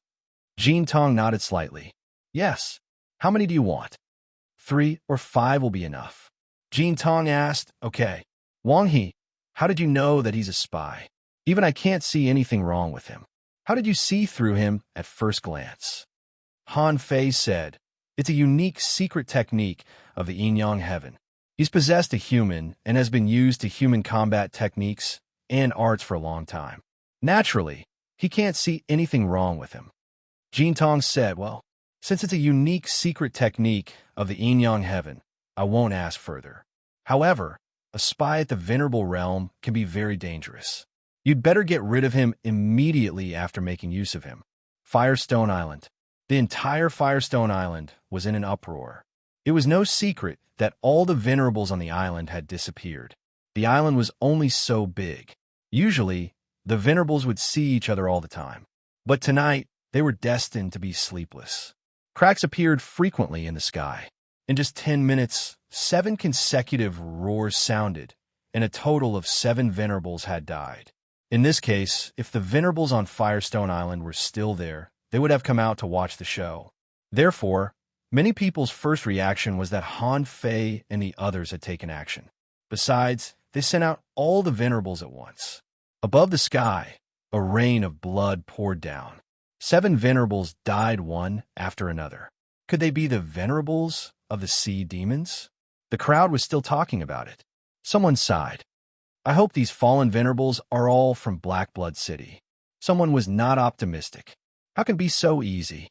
The sea demons are not idiots. They won't let us kill them." Someone asked Wenju, "Wenju, you are so close to Master Longxi. Didn't Master Longxi reveal anything to you?" Wenju shook her head. "I don't know. This is a battle between venerables. I'm not even half a venerable. How could he reveal anything to me?" Hum, hum, hum. The void shook, and for a moment, Longxi and the other venerables walked out of the void. On Firestone Island, many people gathered around. However, most of Longxi and the others were gloomy. This time, it was really embarrassing. 24 people attacked, and the opponent only had 12 people, but the result was 2 for 2. Who would have the face to ask for credit? It could be said that this victory was basically won by Han Fei alone. He killed 3 venerables and a peak-level venerable. With such strength, if someone told them that Han Fei was not a half-king, they wouldn't believe it. Seeing that there were many people around, Yi Qian immediately shouted, "Everyone, return to your positions. Those who should be cultivating, go cultivate." However, a few exalted realm experts were missing, and this situation was noticed at the first possible moment. No matter how low their cultivation was, they were not lower than explorers. It would be strange if they couldn't even count the number of venerables. Someone was secretly shocked. Grand Venerable Cloud Sky is missing. Someone exclaimed, "Grand Venerable Cloud Sky, Venerable Li Meng, Venerable Chun Quan, and Marshal Han haven't returned."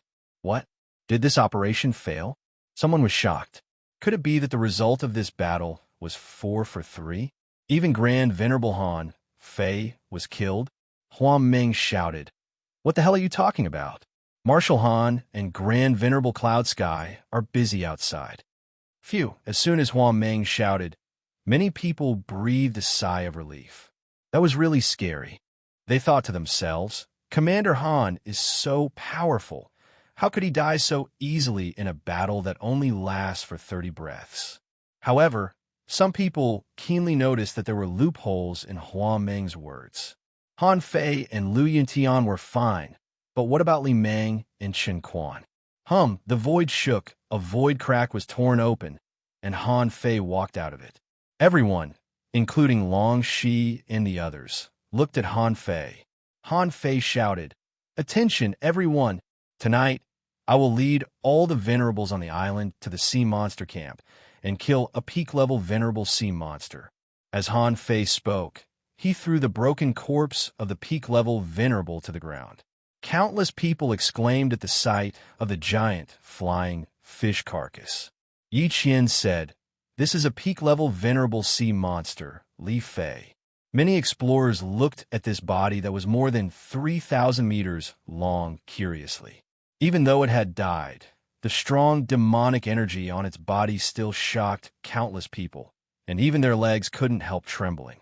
Han Fei continued, "I killed a peak-level venerable. I killed a peak-level intermediate venerable. And I killed 2 beginner venerables. This is our achievement today."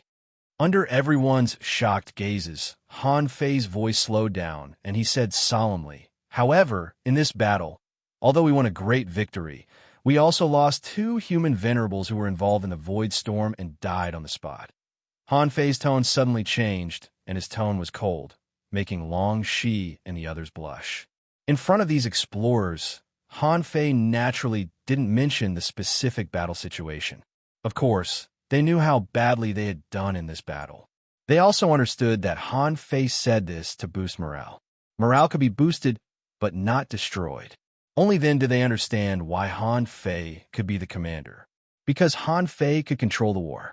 In fact, in this ambush, Han Fei was brave and resourceful. It was impossible to go deep into the enemy's territory without courage.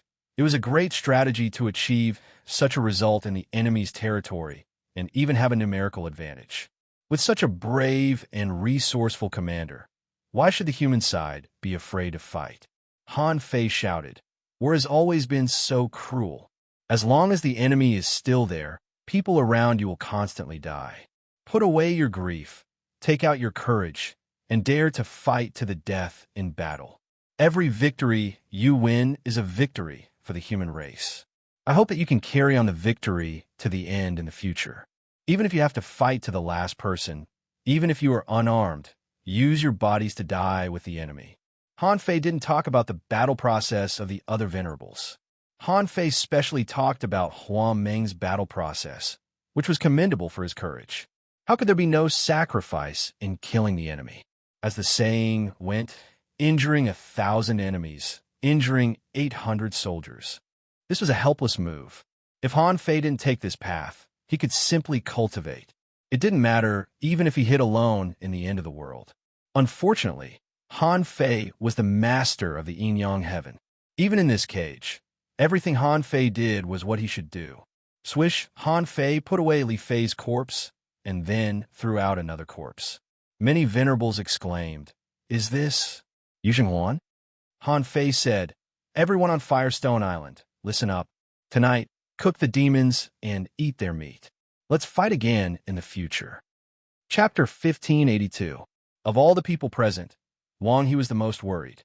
Just now, the moment he entered the void, he had told them all the information he could immediately, including Han Fei's identity, Han Fei's true strength, Han Fei's apocalyptic divine technique, and the 100,000 explorers who had been cured on Firestone Island. As for the rest of the information, he didn't know. On the other hand, the sea demons encouraged Wang He to continue hiding. After all, those who fought with Wang He were only mid-level venerables who had no right to order Wang He to do this and that. However, 5 venerables of the Black Blood City were slaughtered by Han Fei, which made Wang He extremely resentful. There was no doubt that Han Fei was strong. For the first time, he couldn't go to the battle of the venerables, nor could he send a message, which led to the death of 2 venerables. This time, although he won a fight, the whole battle only lasted for 10 minutes, and he only had time to send some messages before he was immediately dragged back. In order to continue hiding, Wang He put on a show, and in the end, he fought 1 against 2 and was bleeding all over. Now, Han Fei, this be asterisk starred, even wanted to cook the sea demons. He was simply the biggest be asterisk starred in history. Of course, unlike Wang He, the others here were all happy, including Yi Qian, although he was an immortal and didn't need to eat. But in any case, today was the best battle he had in so many years.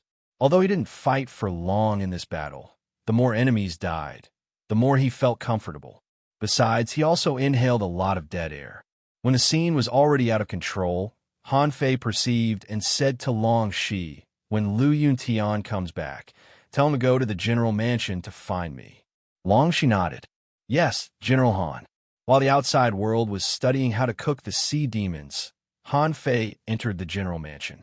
After checking, Han Fei found that his soul power had increased slightly, by more than 800 points in total. Han Fei couldn't help but laugh. This 9-palace ruler of Providence is indeed a holy artifact. It can calculate everything so accurately. If he hadn't changed his luck, the result would be a flat hexagram. Maybe he would even lose some soul power. In general, he had exchanged a wisp of chaotic energy for more than 800 points of soul power. He still had to kill 3 venerables to make up for the distance between his soul returning to its peak. They had won this battle, but they had only killed 5 enemies, which did not give the humans any advantage. However, this battle was still helpful to Han Fei. Although he didn't polish his foundation much, he did feel that he had made great progress when he fought with the half-king Rel powerhouses.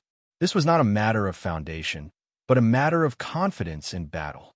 Even Han Fei himself didn't know that he could really compete with a half-king without borrowing any strength. This kind of huge psychological achievement was no less effective than polishing one's foundation. Unfortunately, time was limited now. Even if the power of vow he had saved was enough for him to push his strength to the peak of the intermediate venerable, it would still take time. But now that the sneak attack was over, there was no time left. The next step was to see how the Black Killer Snail King would react. The old turtle said, "If the fake king really comes, I'm afraid your subordinates are not qualified, right?" Han Fei said, "King against king, general against general, soldier against soldier. The Black Killer Snail King will be dealt with by the Golden Boy. What I need to think about is how to win the battle." The old turtle said, "If the Black Killer Snail King really comes, not to mention how the Demon Beast Alliance will deal with it. Maybe Black Blood City will be heavily damaged by the Demon Beast Alliance. However, the Immortal City won't be any better. There are only about 100 of them here." Han Fei grinned. "That's a lot. How many people do you think the Black Killer Snail King will bring?" Han Fei remembered that according to the old goat's calculation, the number of venerables in Black Blood City was 287. However, some died in the Yin-Yang Heaven, some in the Life and Death Gorge, and some in the Immortal City. Han Fei calculated and found that there should be 263 venerables left. As for whether there were other new venerables, Han Fei didn't know. In terms of quantity, the number of venerables in Black Blood City was far greater than in the Immortal City, more than twice. Of course, in a defensive battle, the immortal city also had its own advantages. At least, although the relationship between humans and the beasts' island wasn't good, they had a common enemy, which was gratifying. Since Blackblood City could divide its forces, the battle line would be tight. The Black Killer Snail King only had one chance to fight. If it wasn't handled well, Blackblood City would suffer heavy losses. In the past, the Immortal City was much weaker than Blackblood City. However, there was Han Fei now. Han Fei could save people and restore many people's strength to their peak. This was very meaningful for the next battle. However, on the battlefield, Han Fei didn't have time to save people, except to give humans a long time to catch their breath. Han Fei calculated carefully. Did Blackblood City want to launch a blitzkrieg? Probably not. After all, the Beast's Island had already received his notice. The situation between the enemy and himself was obviously advantageous to his side.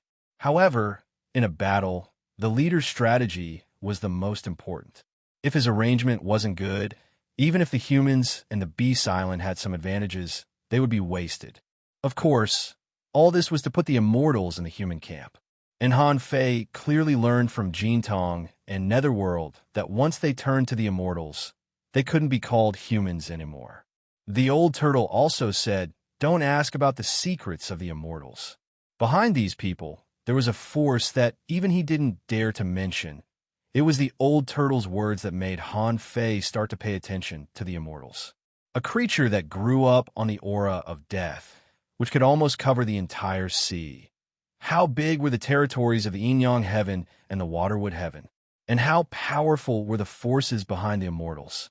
So, why should Han Fei care about the immortals?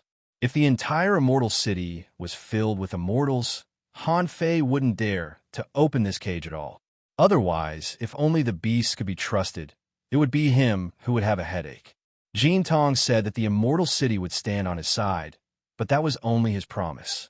At this time, Han Fei led more than 300,000 explorers and more than 20 venerables.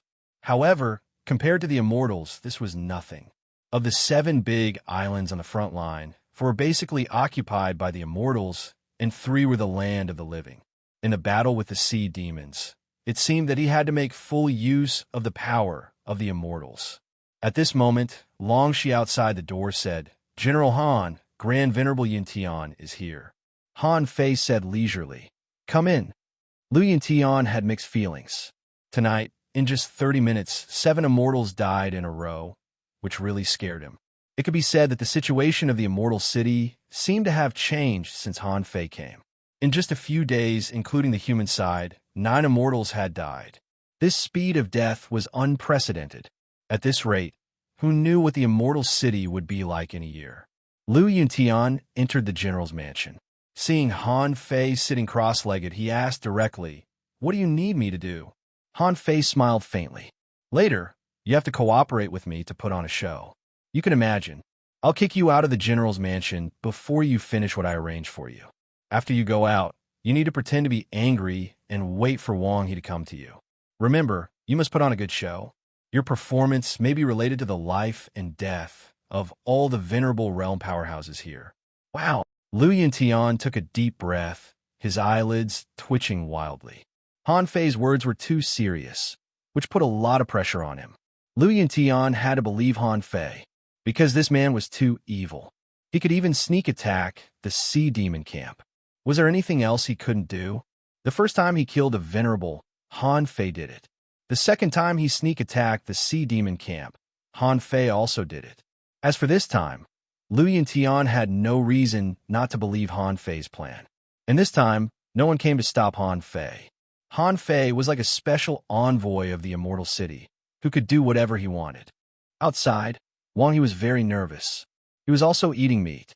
Yes, in order not to arouse the slightest suspicion, he was also devouring Yu Zhenghuan's flesh and blood. After all, sea demons could kill each other. While he was happily devouring the fish, Wang He was thinking, if there comes a day when I fall to the point of death, I must not die in such a manner. I must self-destruct at the first opportunity. While Wang He and the others were eating, they suddenly saw the general's mansion explode. Lu Yuntian was sent flying out of Han Fei's door. After landing, his feet slid on the ground, bleeding from his 7 orifices. Yi Qian appeared immediately, and at the same time, a dead air blocked the sight of those explorers. Wang He and the others naturally came to the general's mansion as soon as possible. They looked dumbfounded, not knowing what was going on inside. Seeing Lu Yuntian's gloomy face, someone asked, "Grand Venerable Yuntian, what's going on?" "Humph." In the general's mansion, Han Fei walked out with a gloomy face. Han Fei didn't even look at Lu Yuntian and shouted, "Yi Qian, come with me to the front line. Long Shi, keep an eye on Firestone Island."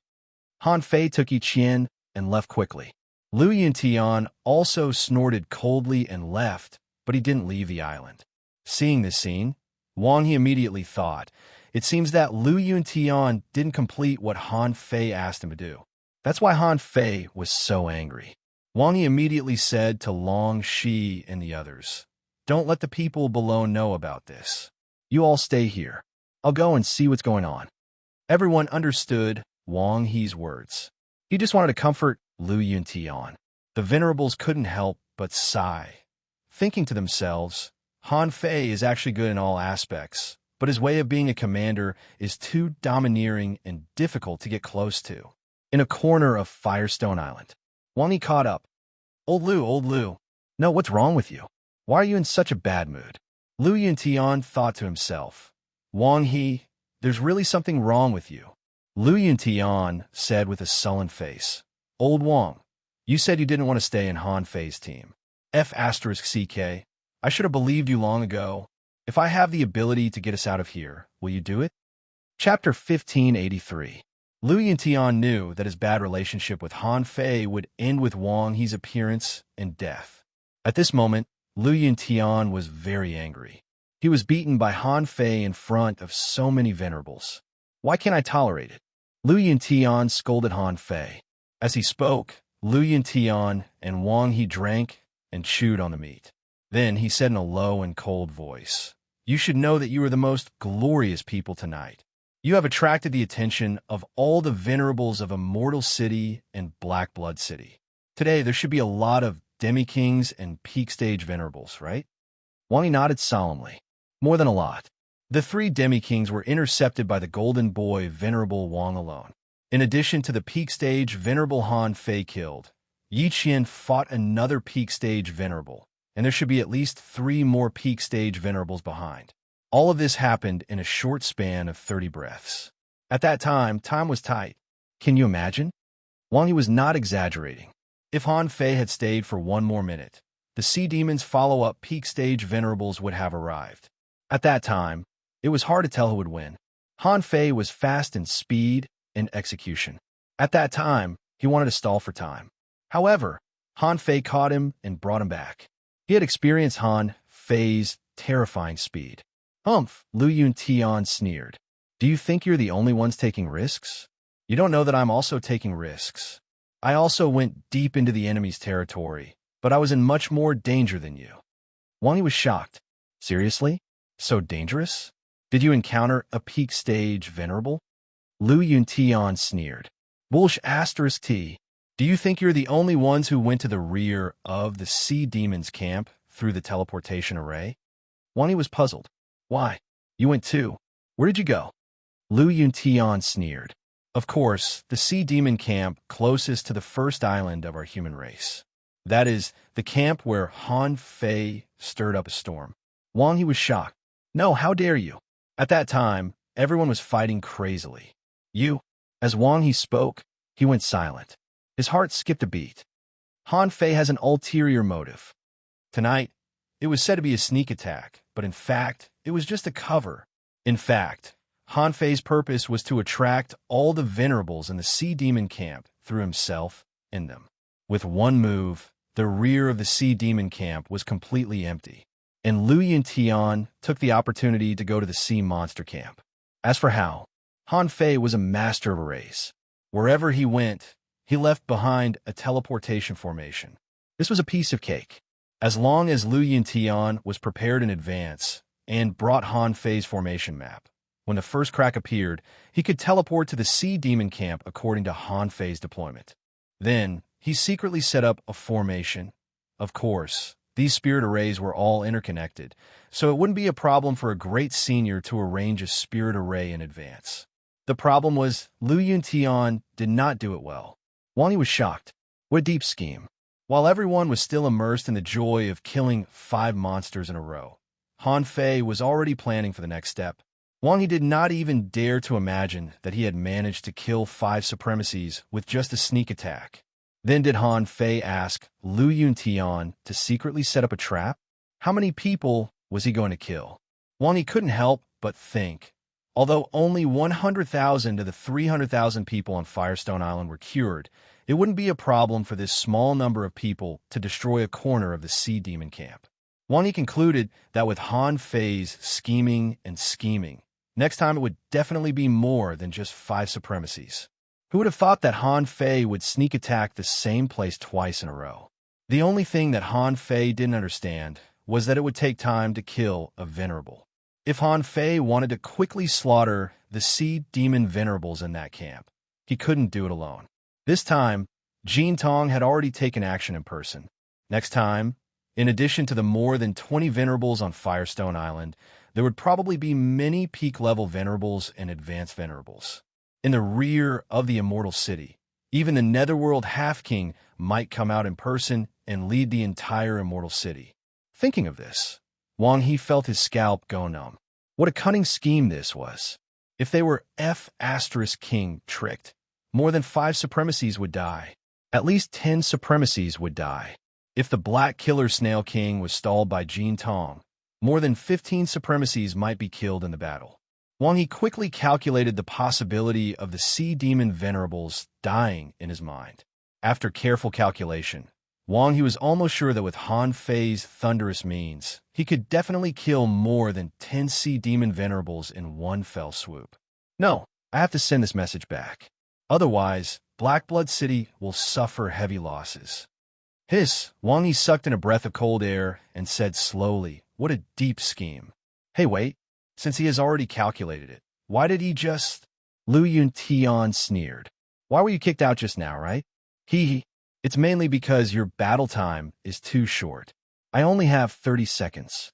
In case the Sea Demon Half-King returns quickly, I have to quickly bury the teleportation array he prepared in advance in these 30 seconds. But, I'm not familiar with the terrain on the Sea Demon's side. The place where the teleportation array is buried may be a bit problematic.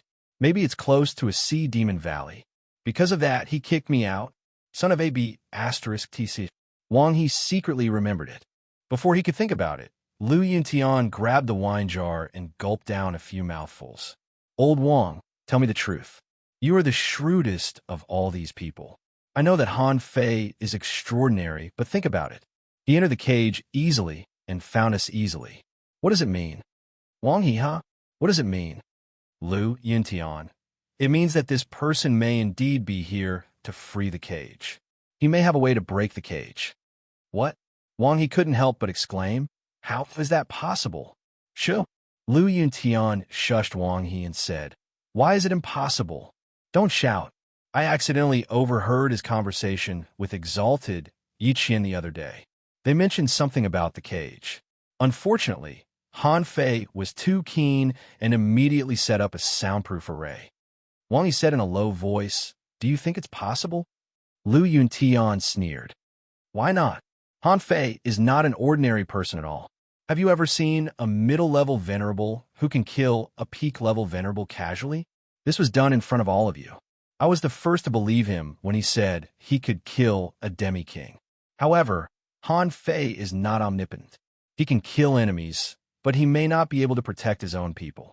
When Han Fei really confronts the Black Killer Snail King, strong masters like him are not easy to kill. But what about people like you and me? In his eyes, we may not be a problem at all. If we die, we may die. Gulp. Wang Yi pretended to swallow and looked at Lu Yuntian's depressed face, only to see that Lu Yuntian's eyes gradually became clear. After 10 minutes or so, Lu Yuntian sneered and said, just now before I came back, I specially went to find Demi-King Qin and Mo. He is my childhood playmate, and we have been friends for many years. I can ask him to dig me out. Old Wang, don't blame me for not reminding you. If I stay here, with Han Fei's character, there will be a life-and-death battle later. Instead of that, it's better to wait until he breaks the cage, and then we can enjoy the scenery outside. Seeing Lu Yuntian's expression, Wang Yi knew that Lu Yuntian had made up his mind to escape. It turned out that Lu Yuntian was also a schemer. He didn't want to fight, but hoped that Han Fei could win the battle as soon as possible, destroy Black Blood City, and go out to enjoy his life. Wang He sneered in his heart. You F***king people, all of you deserve to die. You think of ways to plot against my Black Blood City every day. Since I'm here, I'm sure you won't succeed. Wang He immediately pretended to be tempted. Old Lu, Demi-King Qin, can you help me out? To tell you the truth, I really can't stand that Han Fei's temper. Lu Yuntian patted Wang He on the shoulder and said, Old Wang, during this time, you are the only one who came to comfort me. I know what to do. We human beings always have a lot of thoughts. Alas, I can only say that people of different principles cannot make plans together. Han Fei can do whatever he wants. We brothers have to find a way to survive in the future. Only by surviving can we have a chance to see the scenery outside. The next morning, Han Fei and Yi Qian had already returned. No one knew what they were doing. However, the next morning, Han Fei began to heal the vitality of the explorers whose foundations hadn't recovered yet. Everyone knew that Han Fei must have absorbed a lot of life force after killing so many Grand Monarchs in this battle. That was why he had the confidence to heal them. In one morning, Han Fei had only healed a few thousand people. The void trembled, and a few experts walked out from the void. Among them, there were 2 high-level venerable immortals. Han Fei looked back and couldn't help frowning. He said coldly, Who is it? The middle-aged man smiled lightly. The 6th island, Qin brother Han, it's an honor to meet you. Han Fei narrowed his eyes and said, Oh, so it's Demi-King Qin. What brings you here? Qin said, Let's not beat around the bush.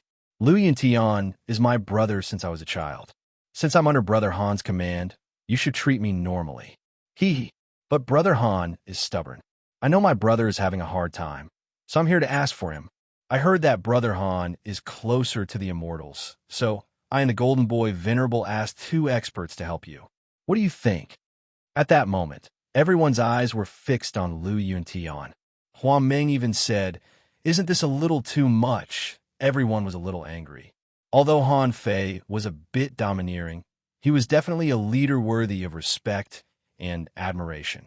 Lu Yuntian secretly found someone to help him? Isn't this a little too petty? Haha. Han Fei looked at Lu Yuntian coldly and said in a cold voice, Then thank you, Brother Qin. Since you don't care about me, get out of here. Lu Yuntian's face turned red, and Qin gave him a look. Lu Yuntian said, Demi-King Qin, Wang He and I have a close relationship. What do you think? Qin face changed slightly. Yuntian, don't go too far. Wang Yi's heart skipped a beat. Lu Yuntian and Qin grew up together, but he was not familiar with him. Was it too hasty for him to go out and inform Qin? However, Han Fei suddenly looked at Wang He, and Wang He couldn't help swallowing. Han Fei said, Humph. Who else wants to leave? Today, get out of here as well. Today, I'm telling you, if you don't care about me, just tell me. I won't force you to stay. However, this kind of trick can't be used again. I'll give you another chance. Who else? Chapter 1584. In the end, Lu Yuntian and Wang He left. In the eyes of the others, Qin didn't intend to take Wang He out. However, Han Fei had said it in an extremely domineering manner. Qin was a demi-king and certainly wouldn't lower his head to Han Fei. So, if Han Fei let Wang He go, he would leave with his people. However, except for these 2 people, no one else was going to leave. Everyone knew what happened in the battle last night. Asking to leave at this time? They didn't have the face to do that. Besides, even if they wanted to leave, someone had to take them in. Although Qin came to ask Han Fei for Wang He, his tone was relatively straightforward. However, he originally only wanted Lu Yuntian. In order to get one person, he brought two high-level venerable immortals to Han Fei. This meant that Qin Mo didn't intend to offend Han Fei. Therefore, except for Lu Yuntian and Wang He, no one else left. After leaving Firestone Island, Lu Yuntian and Wang He seemed to be much more relaxed. Qin Mo smiled and said, "Old Lu, because of you, I have fallen out with Han Fei this time. You owe him a big favor." Lu Yuntian smiled and said, "Old Qin, don't say that. I promise I will hunt a sea demon venerable for you. Otherwise, you can punish me." Qin Mo laughed. "Old Lu, there's no joking in the army. If you say so, I will take it seriously." Lu Yuntian smiled and said, "Of course. Give me some time. I will look for one." Wang Yi followed on the side and sneered in his heart. "Hunt a venerable? When I land and deliver the news, Han Fei's plan will be completely useless. By then, it will be time for me to return to Blackblood City." Blackblood City. BM, in the place where the royal city was, the waves were surging and thunder was rumbling. The Black Helix King was furious, his face angry and cold. What a human, Han Fei! Not only did he act arrogantly in the yin-yang heaven, but now that he is in the cage, he is still so arrogant. "I'm going to kill him." As soon as the Black Helix King's voice fell, a venerable said, "King, don't be impatient now. Han Fei must be up to no good to provoke us so blatantly. Our top priority now is not to lose our sense of propriety." The Black Killer Snail King said, "I've fought with that bastard Han Fei before. This man is extremely strange. His means and combat power are all extraordinary. Today, he was able to sneak attack a camp. Tomorrow, he will be able to ambush 2 places. How can this king sit still?" A venerable octopus said, "King, if you really want to fight, you have to at least make arrangements for the life and death gorge. Once our army sets out, the Monster Beast Alliance will definitely make a move. You see, these past 2 days, the demonic beasts at the life and death gorge are calling out to you more frequently. There are also some new faces that have been replaced. I'm afraid that the life and death gorge has started to increase its manpower." The Black Killer Snail King stared at the octopus. "Are you saying that the Monster Beast Alliance has joined hands with the Immortal City?" The octopus said, "Not necessarily. If they could join forces, they would have done so long ago. Just look at that undying city, death energy overflowing the heavens. It can't even be considered human. The Monster Beast Alliance might not have a bad relationship with them, but if they really wanted to cooperate, they would have to fight on 3 fronts. As long as we talk to the Forest of Terror, there will be a war on all sides, and no one will be able to win." In addition to this octopus, another mermaid said, "Maybe we can wait a little longer. Don't forget, in Han Fei's camp, Wang He is our spy. Except for the 2 who died, Han Fei's forces, including himself, have 24. There are also 300,000 explorers. This person needs so many people, he can't just do nothing. He must have a purpose. Why don't we wait for Wang He to find a way to pass the important information to us?" Someone said, "Didn't Wang He say, Han Fei doesn't allow them to leave the island at all, and everyone is being monitored? This should be to prevent any information of the operation from leaking." Someone added, "It doesn't matter if we wait for another 2 days. Han Fei just ambushed our camp, and now everyone on the front line is already in a state of high alert. In this case, it is absolutely impossible for him to ambush us again. Didn't the king already arrange a half-king to go there?" The Black Killer Snail King said solemnly, "Okay, let's wait for another day. Let me tell you, even if the Demon Beast Alliance really launches an attack, we have to fight the Immortal City now. That kid, Han Fei, is too monstrous. He's actually grown to the mid-rank of the Exalt realm in a mere 3 years of time, and he even possesses the strength to fight a quasi-king. His growth speed is too terrifying. If we don't get rid of him now, even if I go in person in the future, I may not be able to." The Black Killer Snail King remembered that when he and Han Fei fought for the first time, Han Fei was only a half-king. "I believe that you will become a venerable in 3 years.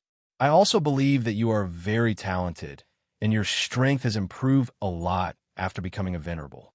You are stronger than ordinary beginner venerables.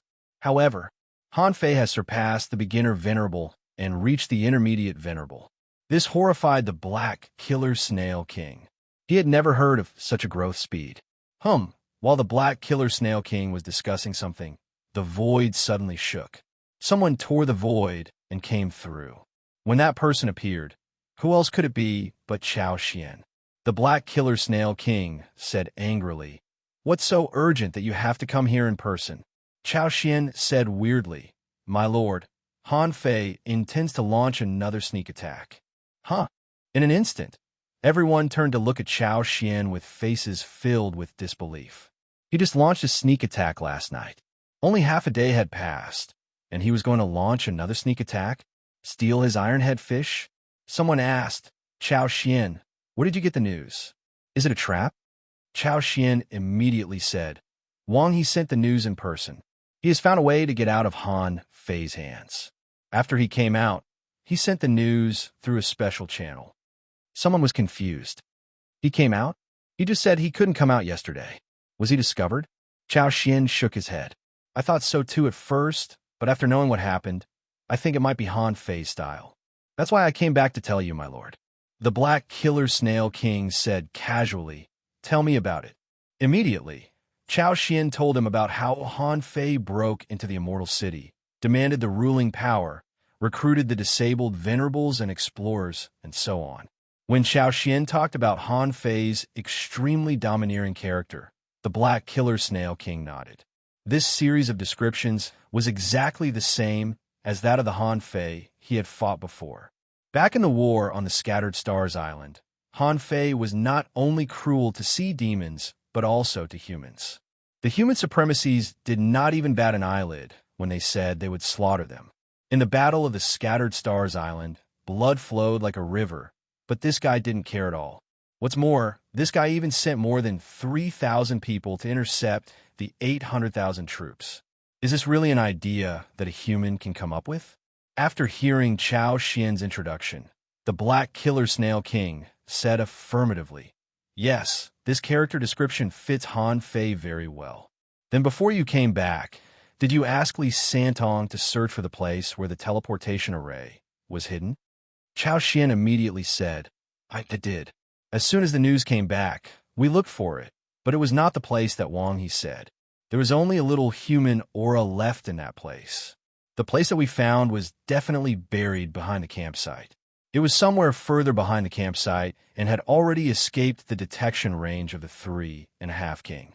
According to Wang He, after Han Fei taught Lu Yuntian a lesson, he went out personally. The Black Killer Snail King's heart did a flip. Yes, others may not be able to sneak into the Sea Demon camp, but Han Fei could, because he had the Shadow Doppelganger, a Shadow Doppelganger that was as strong as his real body. Suddenly, the Black Killer Snail King shouted, "Good, well done. Get ready to go to the Immortal City." Immediately, someone said, "King, would Han Fei really make such a hasty arrangement? Could this be a trap that he set?" The Black Killer Snail King grinned. "Impossible. I know him. Han Fei is a very bad person. He would definitely do such a thing. Besides, Wang He is a possessor, not a human who sneaked in with his real body. So, even if Han Fei has the means to see through his real body, as you said before, Han Fei saved Wang He in the end. Besides, even if Han Fei set a trap there, so what? Do you really think that undying golden boy can stop this king, if this king personally goes?" The Black Killer Snail King stepped out of the throne and shouted, "Zhang Wuming, Yu Qianai, Snail Hun, I order you 3 half-kings to take 60 more venerables to the life and death gorge. One of you go and inform the Forest of Horrors to strengthen their forces and restrain the Demon Beast Alliance. The rest of you follow me to the Immortal City." The Black Killer Snail King was actually very shrewd. He probably knew that the Valley of Beasts would make trouble when they attacked the Immortal City. However, including Zhang Wuming and the others, there were a total of 6 half-kings and 130 venerables below the half-king level. It could be said that this was half of the current combat power of the Immortal City. As for the Immortal City, the Black Killer Snail King was confident that he would go there in person, plus the 5 half-kings here. He would also drive the 1,000-snail army to attack the front line of the immortal city. Even if Han Fei had the power to fight a half-king, there was no reason for him to lose. Besides, he had mastered all of Han Fei's means. Maybe he could kill Han Fei in person to avenge his humiliation. What he didn't know was that on the great rift gorge of the Beast Island far away, Old Sheep suddenly opened his eyes. Ba Old Sheep said, "Elephant Tonton, Jiao Mingwe, there are hundreds of venerables on the island, and all of them are in the Death Gorge. Summon all the venerables scattered everywhere to go to the Forest of Horrors." At this moment, Old Sheep's eyes glittered. The war was about to begin.